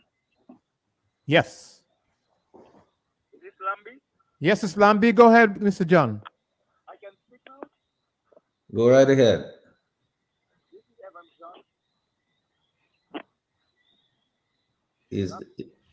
Is very low. His audio is very low, you know. Mr. John, your audio is very low. Raise your voice a little bit, but I'm hearing you, so go ahead, please. I think his telephone might be giving him a problem. Yes, maybe he should call back. I think his phone is having an issue, Lambi. You want to take another call, Lambi, before I go back to Kent? Let's go over to Kent, and if there's a call coming, you'll just interrupt us again. Kent, okay. You see, once you start talking, everybody gets excited. No, right? Well, thank God for that. So I was talking about the health, and we seem to be regressing. So we do not have the information on the life expectancy very, very recent, but I was beginning to get the impression by what some folks were saying that we seem to have reversed it a little bit, unfortunately. And as a matter of fact, I was looking at the health statistics on, and it's maybe representative of what's happening in the entire health sector, but the statistics on infant mortality and neonatal mortality, under 5 mortality. And Dominica is the only CARICOM CDF country where those figures have deteriorated between, let me get the years correct. I think it's between up to 2018 and 2010 or so. about a 5 or 10 year period or so. It actually deteriorated. The only country we had a deterioration. At one point, we were on par with Barbados and the others, and even a little better than some of the Caribbean countries. Now we are among the worst on those scores, those free scores, by far. Not worse by a little bit, I'm not talking about worse by a little, worse by far. So what we have is our social architecture, the things that contribute to social cohesion. They were raised, they were improved under good leadership of Libra. The great foundation was set and continued under other good leaders, or who at least maintained what we had, or improved, like under Mary Charles, and been reversed under bad leadership. And then we could talk about in the environment. Well, housing, you spoke about housing, and housing is an important area. It's a very important area, and he was very conscious of that. But it wasn't just a consciousness of a housing as a bribe. It wasn't just a consciousness of housing as, as it's done now. It was a consciousness that hardworking people need to be given some sort of assistance. Have a call? Yeah. Okay. Yeah. I suspect that might be Mr. John again. Caller, please go ahead. Hello. He's probably having some telephone issues, Lambi. All right. So Right. so Yeah. I guess when he's able to call, he'll Okay, call back. All right. Now there were results as well under the environment. Again, growing up, going to primary school, secondary school, we all recall that strong emphasis on the environment, that environmental consciousness that was in us as Dominicans. We sang about it in our cultural songs, and we also lived it in the way we enjoyed our environment. And also the whole system of national parks and so we were ahead of our time, so to speak. We were practicing sustainable development even before the words became popular, because we were addressing on the Libra the economic element, the social element, and the environment element that was maintained under other good government. But that seemed to be reversed. And resilience as well, not just. Oh yes, remember, definitely. even in the construction of our homes, some of the houses were much more resilient.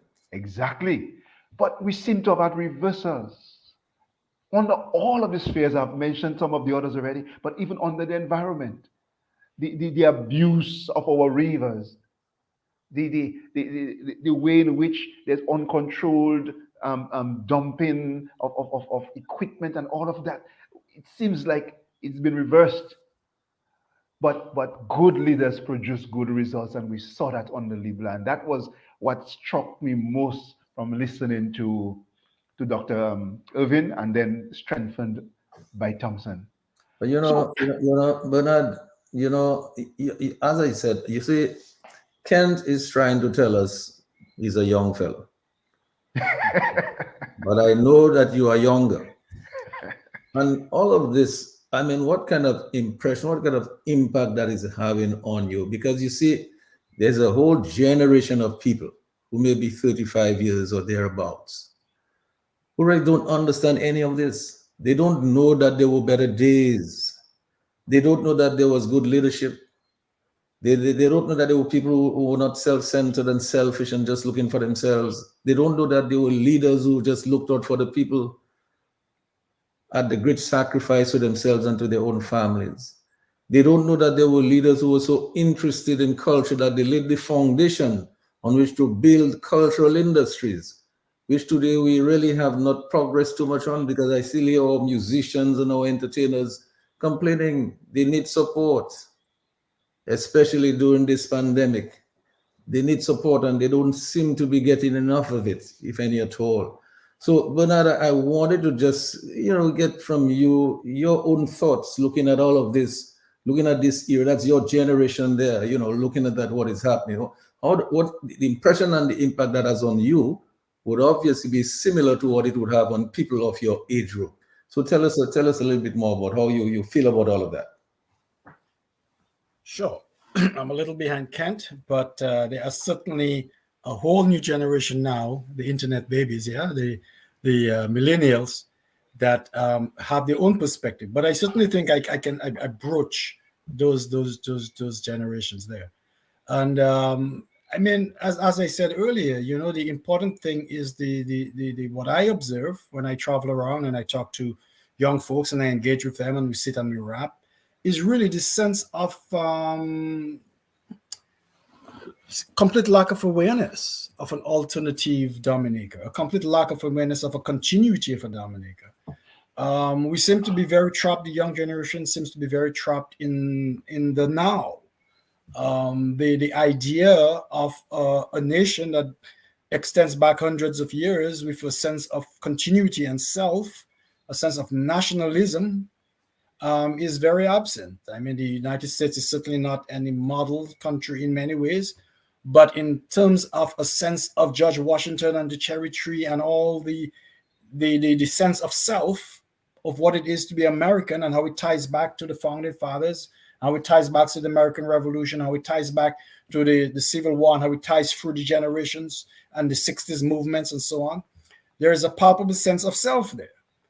And that is, to me, one of the biggest failures and failings, even under the Eugenia Charles administration. There certainly was a failure in my mind to fully realize the need to build that national spirit. For all the shortcomings or all the missteps that were taken in the 70s, the late 70s, with the Black Power movement, the sense of consciousness of Black Dominican self, or the sense of Dominican sense, and as you said so wisely, Mr. LeBlanc was probably, as he claimed, the first Black Power movement individual. The sense of self, of a national self, as a people of African descent, striving to create a bubble in the world where they were self-sufficient and proud and prosperous and progressive and doing all the right things and going along the path of functional political development rather than dysfunctional political development, as has been seen in many of the other places in the Black world. There was a sense of a Pan-Africanism, a sense of that, and a movement in those directions. But to me, the real tragedy, certainly our economics is greatly impacted by this government, but to me the greatest tragedy is the destruction of the social fabric, the community fabric of Dominica. As the caller rightly pointed out, the fact that we are so splintered that we can't cooperate on the simplest things now. And this was a deliberate strategy crafted by a mercenary type political advisors to this current regime that understood the psychology of splitting people's loyalties along tribal lines to win elections. And the government, the current government, went along with that. In order to win elections, they were willing to sacrifice the social capital of our country.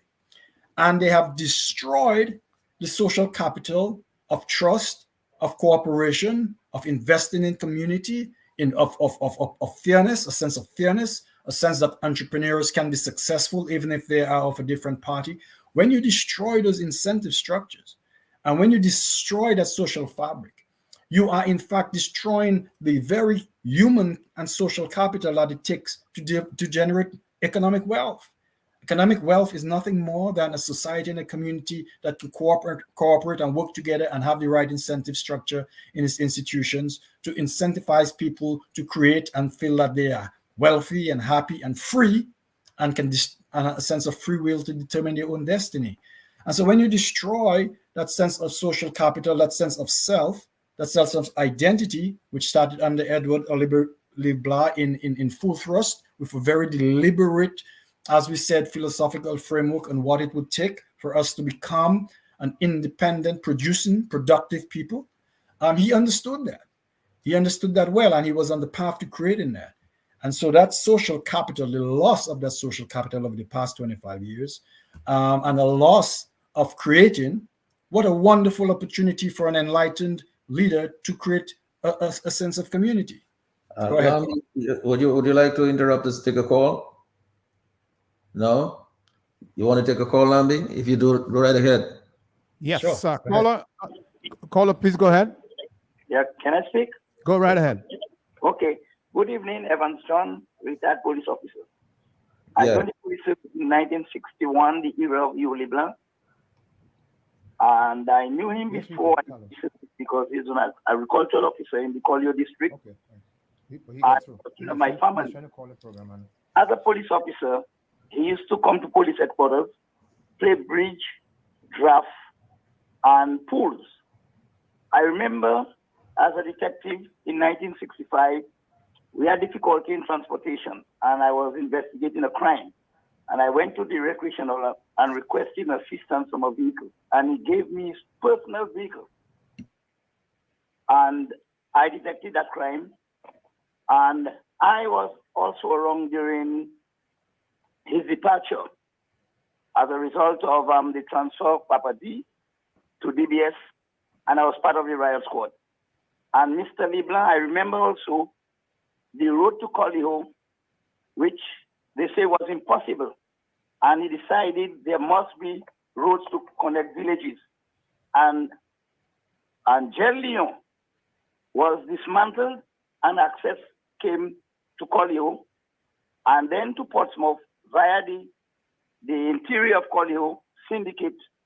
When there was a slide in Debwash, no road to Caribou Reserve, Ostel and other taxi drivers used to pass through the heights of Collier to go to the airport. Mr. LeBlanc, I know, focused on the poor people.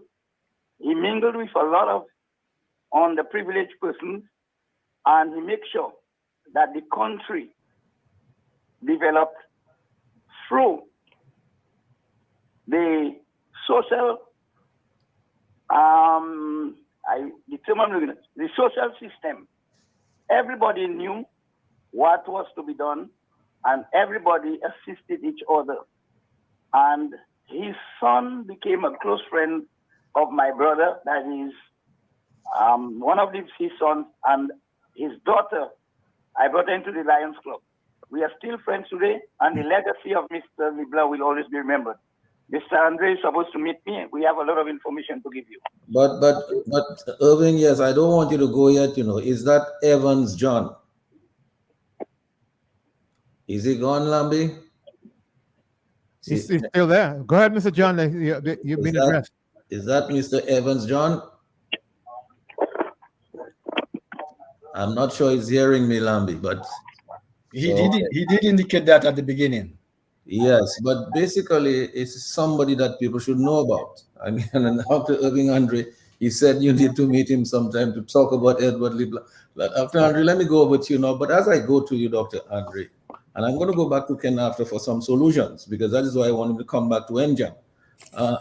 Dr. Andrew, when we look at that era, and after all the things that you said, that Lennox said, Thompson said, and I hope Thompson and Lennox can join us when we close up, because I'm pretty sure they might want to add some more value before we wind up. And then you listen to what Kent and Bernard had to say. Do you think, after having studied the LeBlanc era, and now you look at our city, would you say that we now have a crisis of governance?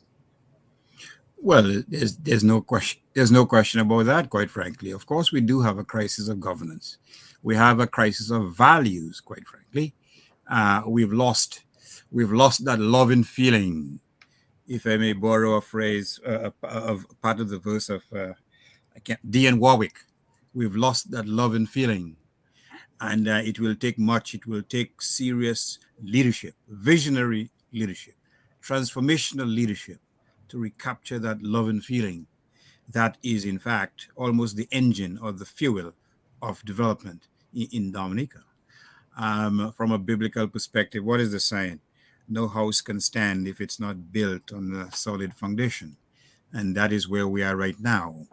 To the extent that Dominicans are feeling like strangers in their own home, to the extent that Dominicans standing on the side, looking at foreigners gain employment and acquire wealth at the expense of locals, to the extent that Dominicans are losing their businesses, to the extent that there are no jobs, or there is a paucity of jobs for graduates of secondary schools and the state college.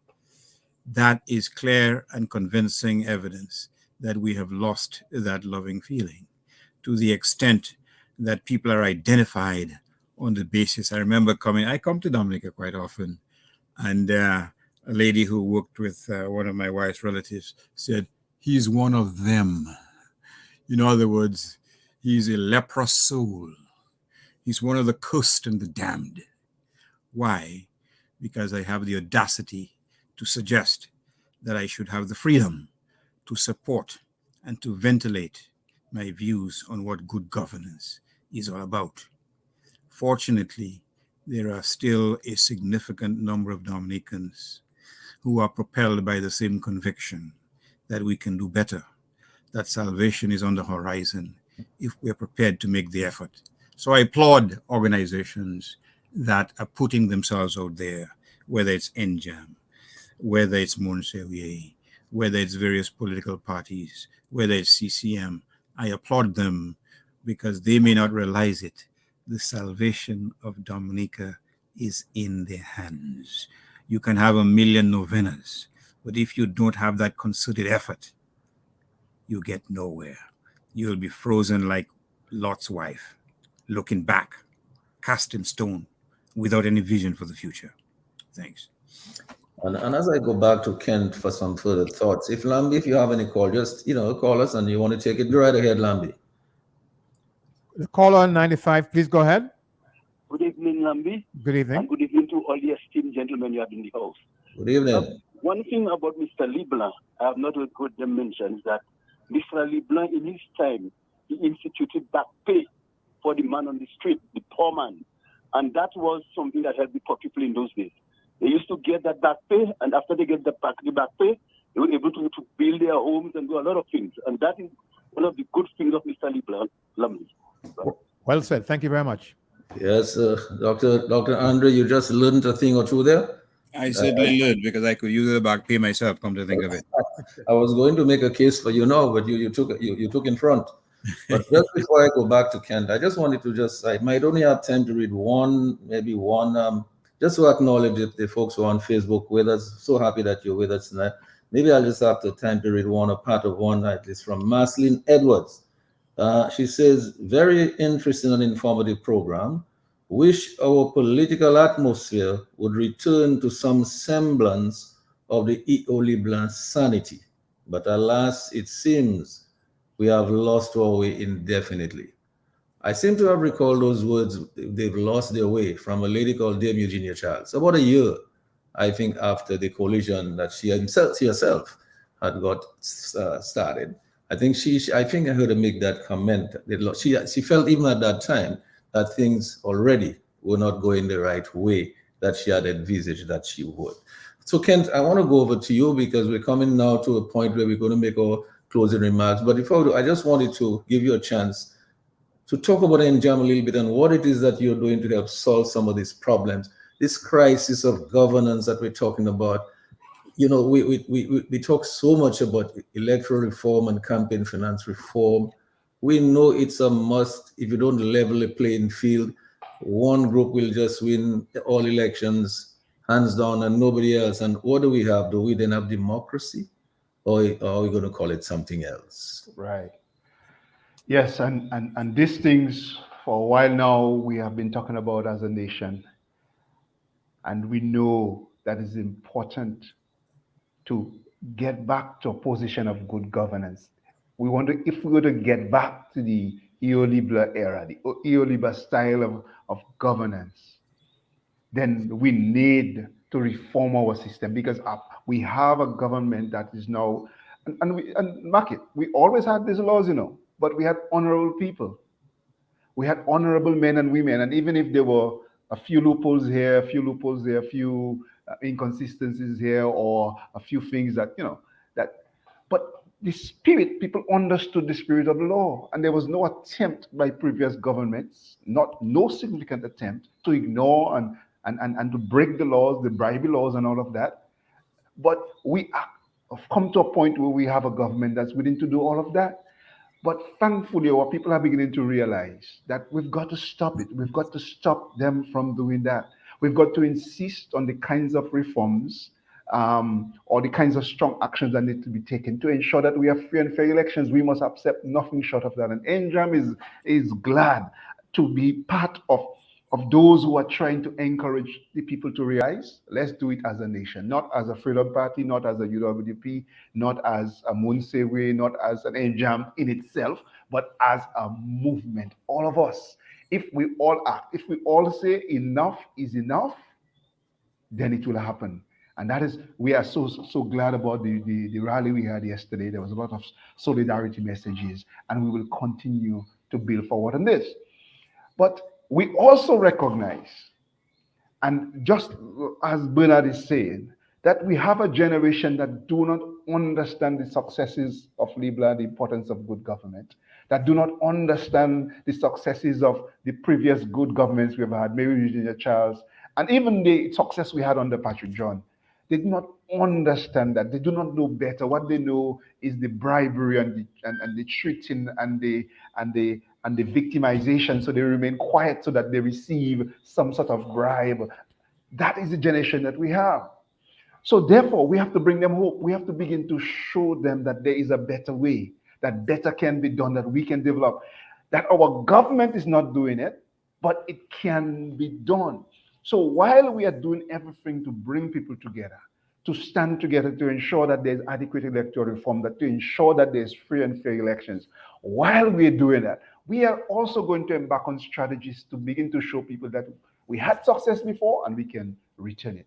So we are going to seek to inspire our people to succeed, at least to begin to set examples or to show, just because we recognize in a year that we cannot liberate all the people economically, but we need to empower people. But we recognize we can begin to sow seeds. We can begin to make them realize that better can be done. And we can do this by working with our farmers. We can bring our knowledgeable people together, our experienced people together. It's not going to be easy, you know. Nothing I'm saying here suggests that it's going to be easy. It's going to take sacrifice on the part of some of us.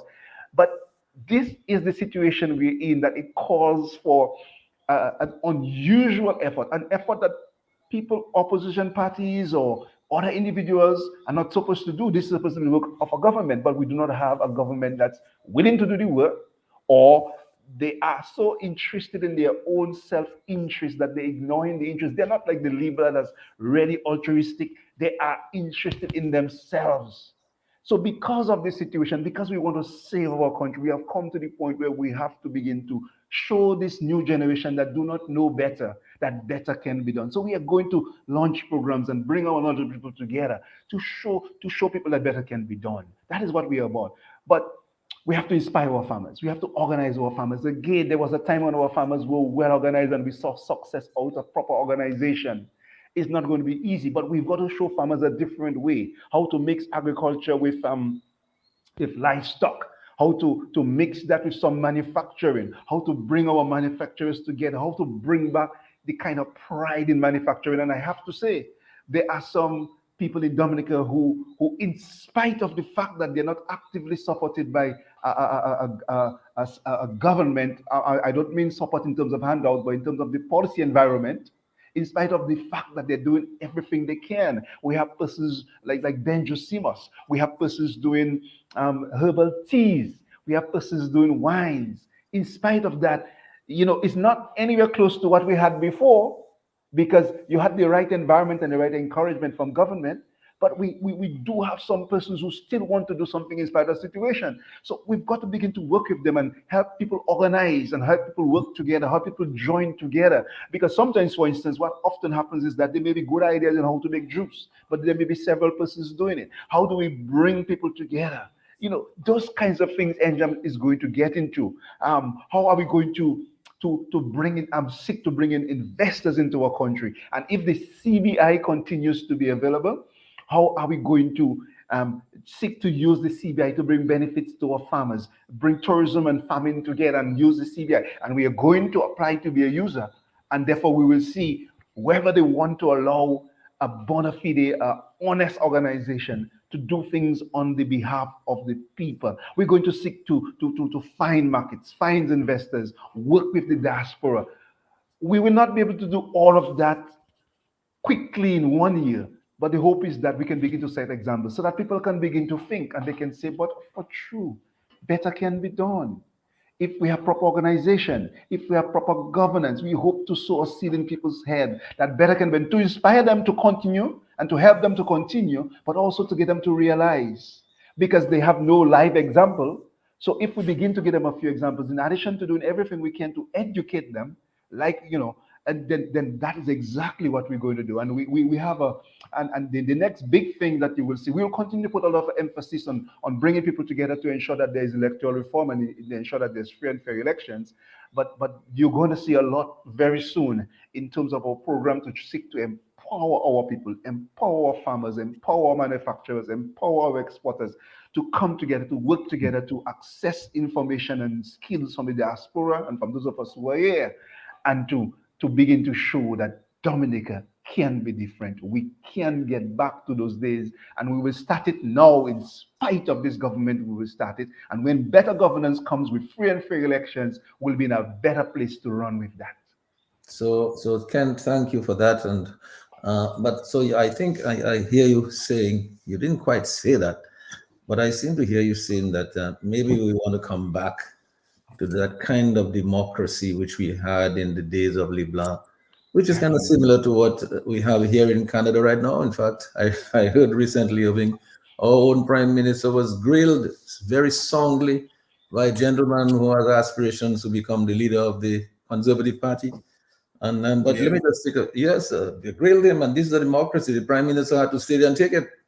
This is the democracy. So the speaker didn't interrupt by accusing him of having imputing improper motives? No, he didn't. He didn't do it. Well, if he did that, he must have done it so secretively that he didn't want us to hear it. But we never heard him say that. But let me just take one brief comment. Because I did something on Facebook. I want to take one on WhatsApp. And somebody says, here's one example existing in Canada, Commonwealth member state, why we need stronger ethics, integrity in public office legislation, as well as public administration and management laws that holds public officials accountable to the citizenry of the Commonwealth of Dominica. It says, let's advocate and take action for the passage of a Dominica Public Accounts Committee Act, a restructured Integrity in Public Office Act that truly holds public officials, such as the Prime Minister, the Cabinet of Ministers, Secretary to Cabinet, Financial Secretary, Chief Personnel Officer, or the permanent secretaries and heads of departments accountable to the people of this country for their stewardship. Dominica is ours to save. Let us do it now. Enough is enough. That is a comment that just came through on WhatsApp. There's many, many more comments, but I thought I would just read one because in the interest of time. I wanted to go over to you, Bernard, to sort of give us your closing remarks. We're coming down now to the wire. So if you can open your mic and give us your closing comments and your winding up remarks. Well, thank you again, Mr. G, and thanks to all the panelists for a stimulating dialogue and a stimulating discussion. As I said at the beginning, I think we are creating the sort of community that we wish to see in the future, but we can start now by what we're doing together, having those dialogues, understanding each other respectfully, understanding that we need a philosophical and a legal framework for our society, understanding that we have to think deliberately and consciously about how we develop a country. A developing country is an interesting thing, and it takes new, innovative, creative, dedicated leadership to get it to the next phase. It is a fragile duckling that has to be nurtured and built. It is not an established democracy that can resist too much, and you must fix the boat while you're rowing it to that destination. And so it takes a certain type of leadership, a certain type of insight, a certain type of consciousness and deliberateness to build and to develop a developing country to the next level. And as I have said, we have swung between those who got that, those who understood that, those who understood that it was not primarily economic, it is primarily an issue of social structure and opportunity and fairness. And then you simply free the natural, intuitive creativity and industriousness of people to then build an economy that people can be proud of. And so the greatest tragedy I see is the destruction the misalignment of incentives from our leadership. Our leadership is not, if they are aware of those things, they're simply not interested, because, as I said, their incentives is to enrich to themselves, it would appear.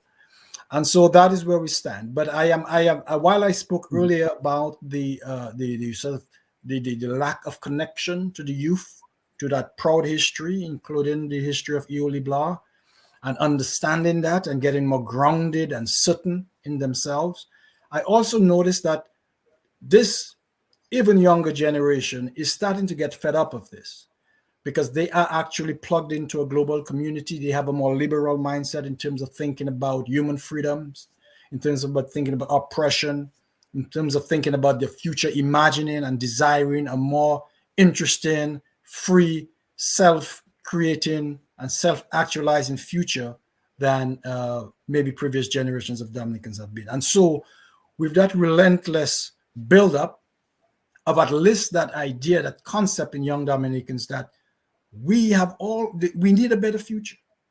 They look around the world and they see places like China making leaps and bounds in terms of going from one of the most impoverished countries to being soon the leading economy in the world. They see that it can happen. They look around and they see the lifestyle of others and they say, we can do so much better, and we can. Dominica could be a paradise, and we can do the genius of the end. We don't have to sacrifice our easygoing community, Caribbean lifestyle to be prosperous. We can do both. And that is the interesting adventure possibilities that lie before us. We have a small community, we have a small population. People think it's a disadvantage. I happen to think it's a great advantage. We can do so many things well without massive millions of people to do it for, if we're clever, we're smart. Because at the end of the day, it's about the software of your society. We have the hardware, we have the land, we have the people, we have the resources, we have beautiful vistas, we have ecological resources, we have the resources. That's the hardware.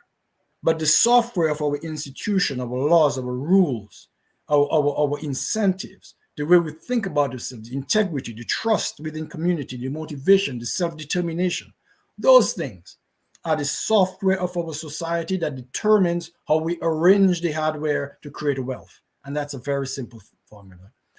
And on the issue of democracy, while we may change laws and we may pass new laws and we might seek electoral reform and we seek institutional changes, and they are important, but the most important aspect of preserving and advancing our democracy is to engrave it into the hearts and minds of every Dominican, so that when it is threatened in the future, it is so sacred, it is so valuable, so inscribed into us that we will resist it at all costs.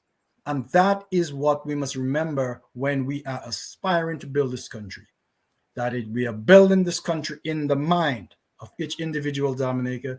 Democracy, preservation of democracy, freedom, free will, self-determination. These are the things that we must build as the fundamental structures upon which we build a great nation. And that's our task. That's our task to do, and we start now. And I suspect that we're up to the task. Because, as you know, if we think global, like you're saying, Bernard, then we will recognize that when we talk the Dominican family, we're talking over 200,000 people. If we don't limit our thinking to Dominicans only at home, but we think of Dominicans abroad worldwide and those at home, we have probably over 200,000 people. I mean, this is a very manageable group of people. It's a lot of resources. Let us not forget, you mentioned China, but let us not forget Singapore. I mean, how they build that country. Basically, it is a people-centered development focus. And look at where they are today, right? So I'm saying this, it is not without hope, because when I hear you speak about the young people, I think the young people need to become more engaged, but in order for them to do that, they have to become more motivated to get engaged. And then you will see a real change. Because once young people get motivated and get engaged, they make change. This is what young people do. So they need to be engaged and motivated to become engaged. But I think there is good hope, because when we have these conversations, when we meet like this, what I see, a common thread I see coming through the conversation is this spirit of unity. We're all talking now about the same thing. We have to unite to build our country, to save our country, and to build our country. I think this is a good thing. If Dominicans get united around their democracy, around the constitution, among development of their people, I think we're heading in the right direction. So I want to go over to Thompson Fontaine. Thompson, I'm happy you're back with us. I'm not sure if Lennox is still with us, but Thompson, certainly, when you hear my voice, you can know that I'm coming to you to ask you to give us your few remarks, and then your winding up.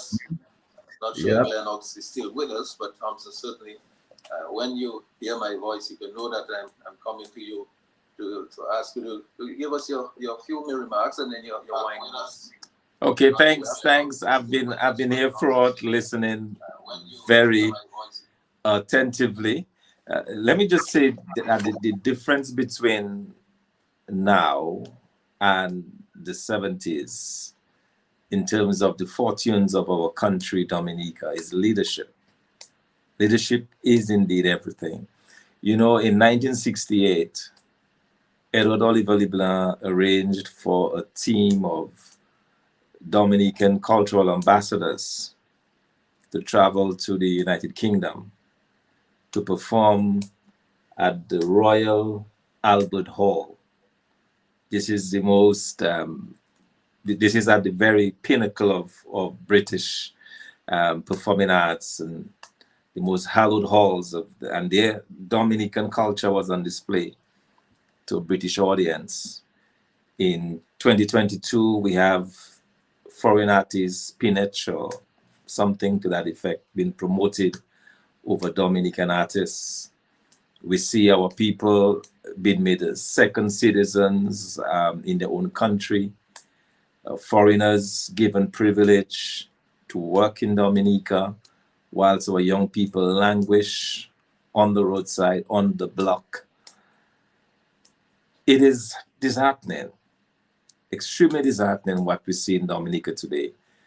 And for those of us children of the 70s and 80s and 90s who've seen a better Dominica and know that better can be done, it has to do with the leadership of this country. And the question then becomes, what are we going to do about it? Are we satisfied to continue to allow Dominica to languish the way it is languishing? You know, I was reading quickly as we were talking. I was looking quickly at some past papers from the, from this paper. I can't remember the name now. In the 1960s, sorry, and they were estimating Dominica's population to be 80,000 by 1970, and our population have reversed and gone down since. And a lot of it has to do with people being discouraged. I'm told even now there is a scramble to get out of Dominica, a scramble for people to leave the country because there is no hope, there is no prospects of development. And it's truly sad, but I believe we can do better. I believe now is a chance, as Edward Oliver said, for us to speak with one voice, work together as one people, not be divided. You know, I remember Prime Minister telling the people of Dominica that if you see Lennox Linton, call him a traitor. See Thompson, call him a traitor. Encouraging divisiveness, encouraging disharmony among a very small population. We can do better. We definitely can do better. I believe as Dominicans, we can come together. We can work collectively. We can work across the broad spectrum of green, red, blue, independent, yellow, whatever it is. We can work together. We are not tribes. We are united as a Dominican populace, one people, and we can work together. I want to just end with this. I want to end again with a quote from the book by Dr. Andre, Edward Oliver Leblanc, and the Struggle to Transform Dominica. And this is taken from the closing address, the national address that Edward Oliver Leblanc gave when he was leaving office on July 14, 1974. He had this to say: at this stage, I wish to point out that today I have nothing more use value than I possessed when I became chief minister in 1961. By rough calculation, I have paid $40,000 in taxes over the years. paid $6,000 to the party in accordance with our rules and regulations, give 6 children other than my own an education, and assisted my fellow man in diverse ways. My cash holdings are Barclays Bank, $56.33, Royal Bank, $25.07, nullified by an overdraft at Barclays Bank of $465. I have no life insurance for myself or family. Those I had were withdrawn at surrender value to settle my debts incurred on behalf of myself and erstwhile friends.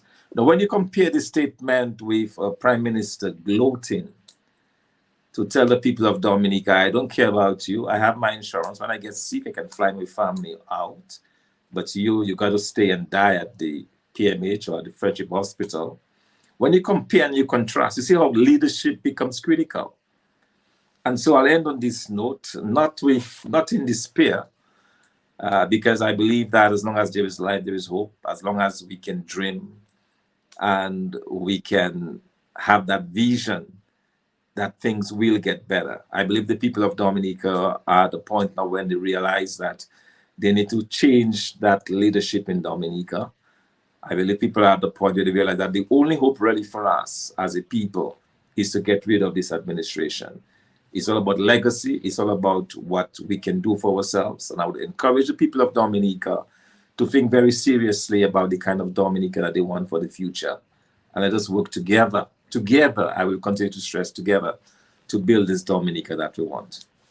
Thank you, Mr. G, for the time, and to Lennox, I may have missed you at the beginning. Honorable Lennox Linton, strong, firm, and dedicated leader. And to Bernardito, actually, I taught Bernard at St. Mary's Academy. Bernard, remember those good days at the Academy. So it's good to see you, and congratulations to all of you, and continued guidance. Yeah, but Thompson, as I go to opposition leader, Honorable Leader Lennox Linton, for his closing remarks and for his brief comments and then his closing remarks, I have to put this out there from what you said. You said leadership matters and has consequences. So whenever we take a decision to choose our leaders, think Edward Oliver LeBlanc type of leader, because leadership matters, it has consequences. We can compare and contrast the eras of all our leaders. I think Edward Oliver LeBlanc, his era is a good one to look at. When we come to look at Patrick Roland John next week, our first Prime Minister, we'll find a lot of stuff that is very good also in his era that we can look at. So, Mr. Lennox Linton, I go to you now for your further comments and your winding up remarks. Thank you very much, Mr. G. I think this is the first program I've been involved in either as host or participant where one member of the panel almost fell asleep because he has not been required to speak for 2 hours. So I almost fell asleep there, Mr. G. I'm happy I'm still awake to give my closing comments. Well, I hope you had pleasure. Well, sometimes sometimes I dozed off, but I think I was awake for the majority of the conversation, the very enlightened conversation. What are we looking at? If we go back to Edward Oliver LeBlanc, it's a man I knew well because himself and my father were good friends. My parents were friends of himself and his wife, and the children were also friends. So I was privileged in my youthful days to play sometimes on the lawn outside of the Premier's residence at Mount Bruce, and the children visited us in Didier Lane and so on, Einstein, Ellsworth, and your friendly and Erin, the daughter. So I knew him well. And I think I am able to say right now that the big difference we're looking at was that Edward Oliver LeBlanc, as Dominica Labour Party leader of Dominica back in the 60s,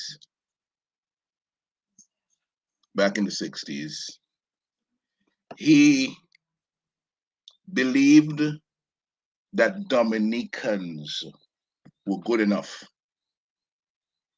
He believed that Dominicans were worthy. That Dominicans were good enough to enjoy the right to elect, to choose their own government of the people, by the people, for the people. He never stood in the way of that.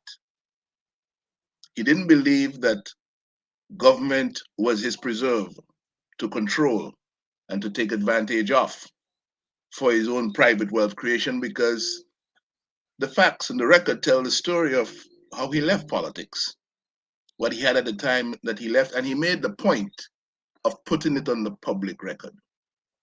This is what I have at this bank, this is what I have at that bank in terms of savings balance, in terms of overdraft. This is the status of my life insurance, etc. He put it on the public record. So if you go back, you're looking at somebody who did not go into elective politics seeking to represent people for the purpose of wealth creation for themselves.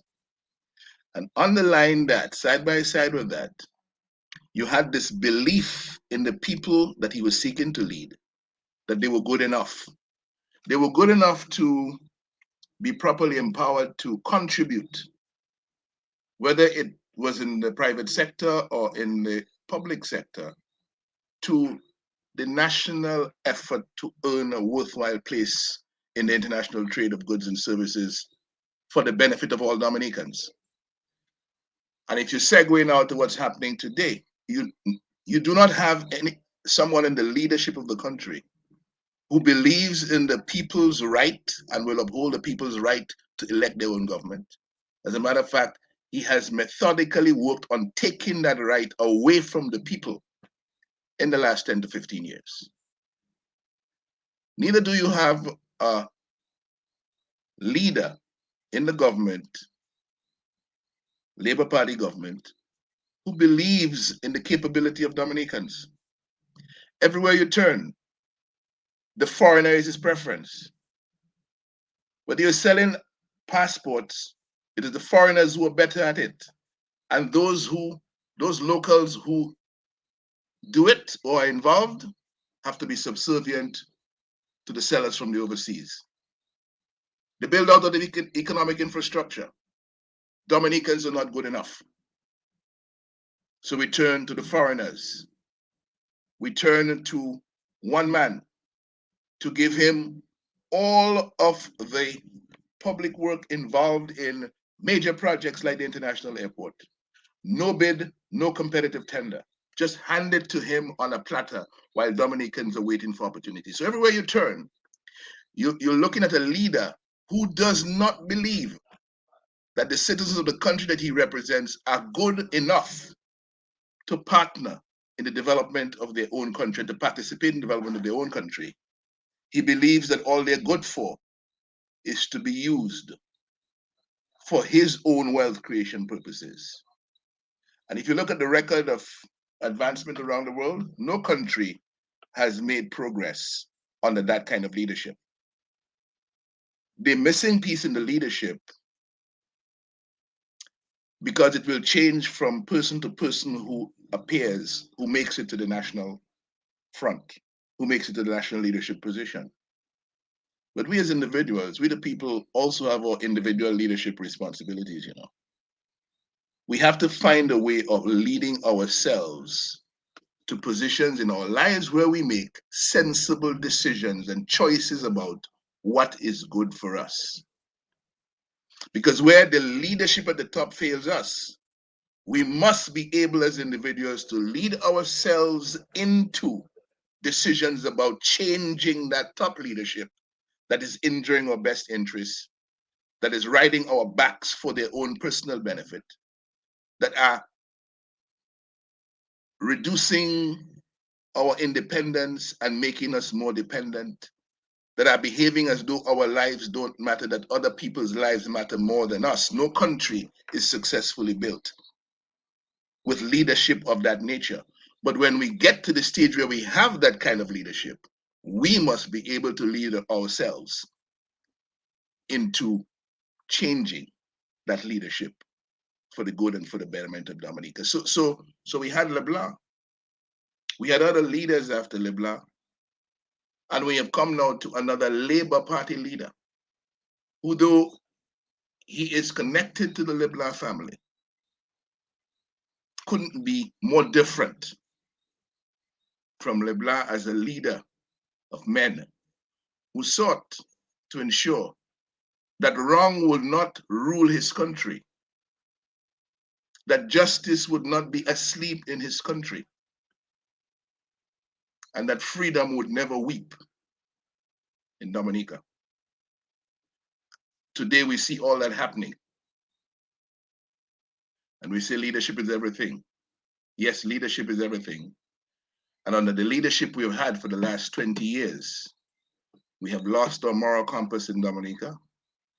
We have lost our development direction. Just think about all of the people who've been given houses and homes under this administration, and those who received houses under previous administrations. 2 years after they received the keys to go into the homes, they still don't have title. They still don't have ownership, because the intention was never for them to enjoy the benefits of ownership. The intention was for them to be beholden to those who gave them the keys to go into the apartment, but for them to have this sword forever hanging over their heads that should you say anything that is politically incorrect, as far as we're concerned, we can pull our keys because you don't have title. And tonight again, as I remember the spirit of Edward Oliver LeBlanc, under whose watch something like that would never happen. The people would have had title for their homes a long time ago.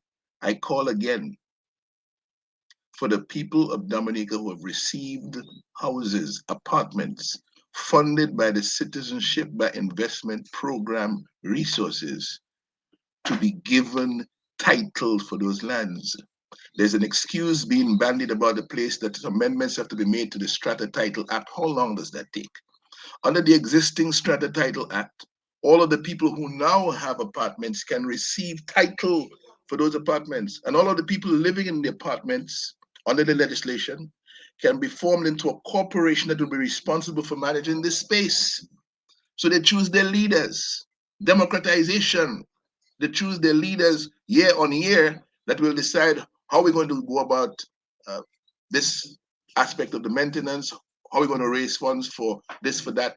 They take care of their business so that there is a management structure in place under the law, the existing Strata Title Act, to manage the properties where different people are living on different floors in different areas. Let's get rid of the excuses. If we need to go to Parliament, let's do that tomorrow. Let's go next week. We are a country having 3 meetings of Parliament a year. What is that in 2022? Come on. So there's a lot to be done. I heard a lot of voices tonight saying that they're not daunted, that there's hope. I join those voices. And I thank you, Mr. G. Thanks, Bernard. Thanks, Kent. Thank you, Thompson, all the way down there in Juba, in South Sudan. And thank you, my brother, Dr. Irvin Andre. Thank you, Lambi, in the studio. And thank you, all of those who were kind enough to stay up with us. And Lennox, let us thank you especially because you woods see, are lovely. yeah, you Dark see, indeed. the But we have thing, promises to keep, and miles to go before we sleep, and miles to go before we sleep. That was, I think, was Robert Frost. Thank you. well, yes, if you were wrong, there's nobody here to correct you. You know better than us. But here's the thing, Lennox, you know, when you speak about those voices and you say you join those voices, you are the voice that has been really in the center of it all for quite a while now. Taking all of the licks for it, but your back looks like it's very broad. And no, it's not broad. It's just that it has a certain kind of texture. Oh, it's like a leaf, like a dashing leaf. Not the broadness, it's the dashing leaf texture that makes a difference. All right, but it's all good. And I want to say, because if you notice, Irvin's back is not broad enough, but he's not broad like that. It's the texture. We have the same kind of texture of back. I, I'll let him speak for himself because he speaks well. Now, here is the thing that, you know, when you speak about the Strata Titles Act, just before I go to Irving to do his closing remarks, and I know he has a few things to say before he closes. I mean, this is not the first administration that has built apartments. Exactly. And this apartment units and the people who own those apartments now, they got titles to them under the Strata Titles Act. The same Strata Titles Act that exists now. I can think of several people who own, but they got their titles in apartment units under the Strata Titles Act. So, I mean, there's absolutely no reason why those persons who are occupying those units cannot receive their titles under this act. You may have to make some modernize. It's always fine, modernize your laws. But I think what's the most important thing is to give the people who occupy them peace of mind, that they know they own the thing that they live in. So they know they can leave something for their children when their time has come. But I just want to say, Irving, as I go to you, that everything we've said about Edward Oliver LeBlanc tonight is quite correct. I hope that what his son is listening, and I hope we did justice. I hope he can call me tomorrow. Tell me whether he did justice, because I know he spent a lot of time with his dad before he passed, and I know he took copious notes of their conversations. So he has many things that he might be able to share with you, Irving. But I knew this man personally, and there's no better way to get to know a man well than to play dominoes with him. Either he Kool-Aid boot or he trying to power his any game. You get to know a man when you play dominoes with him. I played dominoes. But we're interested, Sheldon. What was your record against the former premier? Oh, I mean, he beat me a few times. No, I mean, he beat me a few times, but I have to. Norris Prevost might be able to verify some of what I say. He used to be there sometime with us playing, Kool-Aid boots. But the point is, you see, there is this camaraderie, and you get to know somebody, their heart, when you're playing those kind of games. And at his home, that's where we did that. And I have to also shout out to his brother who passed, Lips LeBlanc, who was my very special godfather, and to his wonderful wife, his dear wife, Stella. Wonderful person. I mean, I've known her for a very long time. I mean, she's so warm, very, very nice person. And I really cherish her for that. And I tell her that every time I see her when I'm home. But Irving, I think we did the whole 9 yards with Edward Oliver LeBlanc. Anything that we forgot, I'm sure we'll be reminded by Hewitt and some other people. And next week, we're going to speak about our first Prime Minister, Patrick Rowland John. And I hope some other people will join us who knew him, who can comment on it and work with us and contribute to whatever we add to this. And certainly, when we come to speak up to those prime ministers that are alive today, I hope that we will, in fact, be able to get them to themselves come in and make a comment about themselves to see what we may have missed about them. People like Edward Oliver J. Serafin and Edison James, they're alive. So, and because they're alive, they may be able to, put in a word for themselves and tell us something about themselves. So we look forward to them making themselves available for that. Irving, I just wanted to give you the last word and to tell us your final comments and your winding up, Max. Your mic. Let me thank you for hosting this program. Our esteemed panelists who've acquitted themselves very well, in my view. Your listeners who've stayed on. And Lennox has just clarified one mystery, because he was saying that he wondered whether he was going to fall asleep. And I was wondering, why is he wearing his taffeta pajamas on your show tonight? Oh. But at least he's clarified that, and at least I'm the wiser. The contributions of all have been, in my view, fantastic. I think they've been very edifying. And I think when I walk out of here this evening, I will be the much stronger and the much more enlightened than I was. But let me start off by probably making reference to this song that I think it's Pastor Rodney and his band of wonderful pastors, how they end their program by that song, a Trinidadian Calypsonian, with reference to the fact that our leaders are obsessed with building skyscrapers. In Dominica, it's building hotels, although we're not sure who are going to come to those hotels. They're busy building all these things, but they're destroying everything of value. They're not. Are they building character, for God's sakes? Are they building communities? Are they building charity? Are they building consensus? Are they building camaraderie in Dominica? Are they building concern for the environment? Are they building our culture? Are they fostering or building a climate of tolerance? These are the types of values that will inure to the benefit of Dominicans today. Because to the extent that we can cultivate these values, then we wouldn't have to worry about whether or not we should give this one or that one a stimulus package.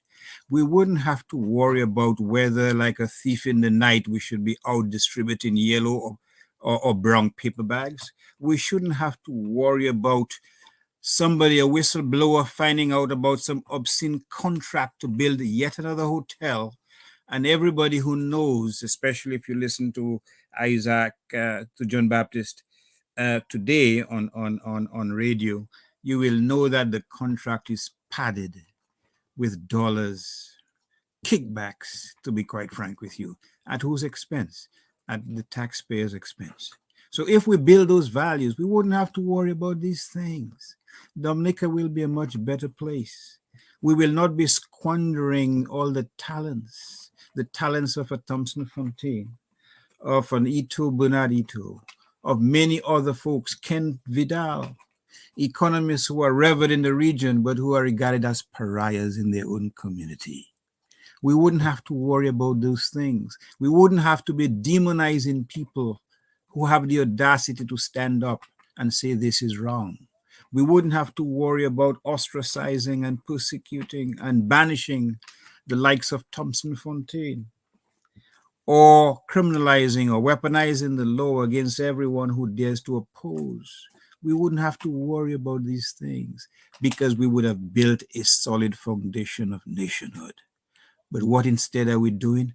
We're tearing down every aspect of it, whether it's the environment, whether it's our architectural thing, whether it's the integrity of our institutions, whether it's the integrity of the electoral process, whether it's the integrity of the banking system, whether it's the cohesiveness of the community. We are busy dismantling it as if there was no tomorrow. But there's hope. There's hope. As long as we're alive, as long as we breathe the rarefied air that provides and nourishes our bodies, there is hope. And yes, amidst the suffering, amidst the despondency, amidst the despair, amidst the depression, we can look forward to the fact that given that there is a Ken Vital, given that there's a Bernard Ito, a Lennox Linton, a Lambie, a Sheridan Gregoire, a Blue for God's sakes. She probably made the most insightful comment on your radio program today when she reminded the experts, those who would proclaim that it is citizenship rather than residence that is the main criterion for voting. You have an electoral act which says you have to live in a constituency for a certain period of time before you're eligible to vote. She went to the law school, Balahul Law School, just as I did. She understood that instinctively. We have to empower our people to take charge of themselves, to provide for themselves, to provide for their families, to ensure their children go to school, and to make something of themselves. And in my respectful view, based on this program, based on what I know exists out there, even in the midst of despair, even in the midst of this wonderful storm, wonderful in the sense that probably it makes us deep, deep within, even in the midst of this COVID, for God's sakes, there is hope. There is hope that we can do better. And there's hope that we should not relegate or delegate our efforts to any one entity, to any so-called political leader or any other type of leader who, quite frankly, does not have the interests of the community at heart. So I take hope that Dominica will rise again. And I hope I can be part of that ascension as it were. Thank you. Well, certainly you are. Lennox is, from the time you mentioned about the pajamas, Lennox he can't stop smiling. I'm not sure what it is about pajamas that he. I described the fabric because I know you are a fabric expert. Taffeta. Okay. But he said, Lennox, your mic is muted though, if you want to say something. But no, that's the doc. When the doc speaks, we listen. Huh? Well, yes. When he's talking taffeta or can or. It almost sounds like he remembered us, by Trinity days. I do actually. Being one of the premier fashion people back in the day in the 70s with jeans and so on from by Trinity. That's right. I mean, you guys were the designers. We were the retailers on the floor. Exactly. Lennox was the expert, I know he was the expert. Lennox and Ken and Brian and it was who was with us again? Grenville Prevost and Frankie and Thompson. Yeah, and even Sogo Fly, man. These are the fashion plates of the day. Yeah. By the way, back in those times, By Trinity did something that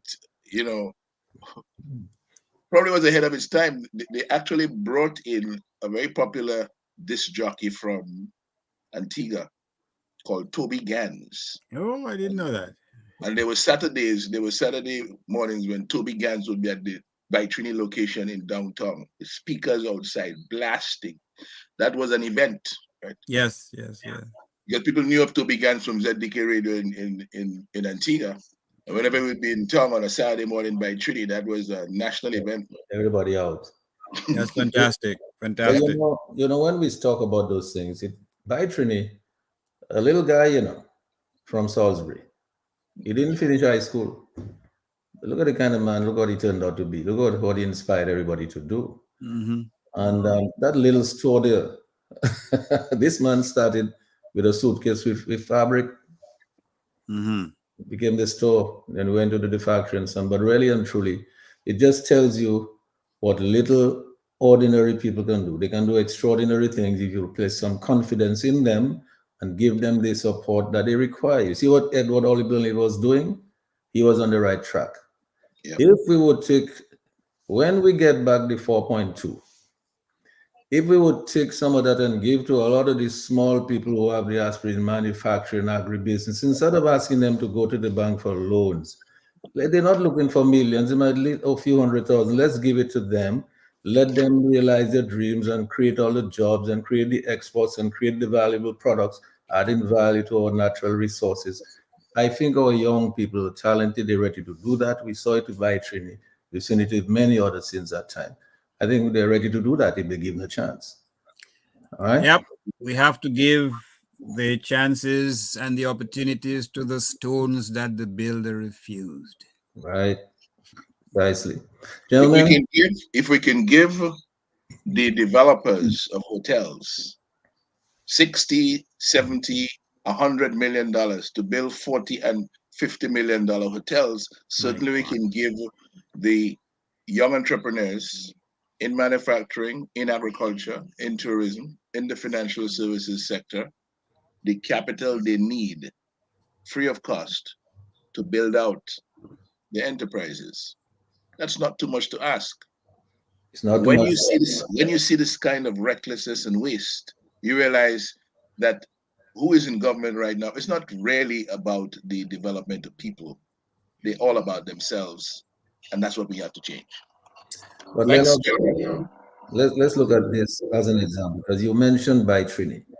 Let us not forget what By Trinity, just a little store, but we did a factory to make the garments, because we figured after a while, look, instead of just selling it, let's make it.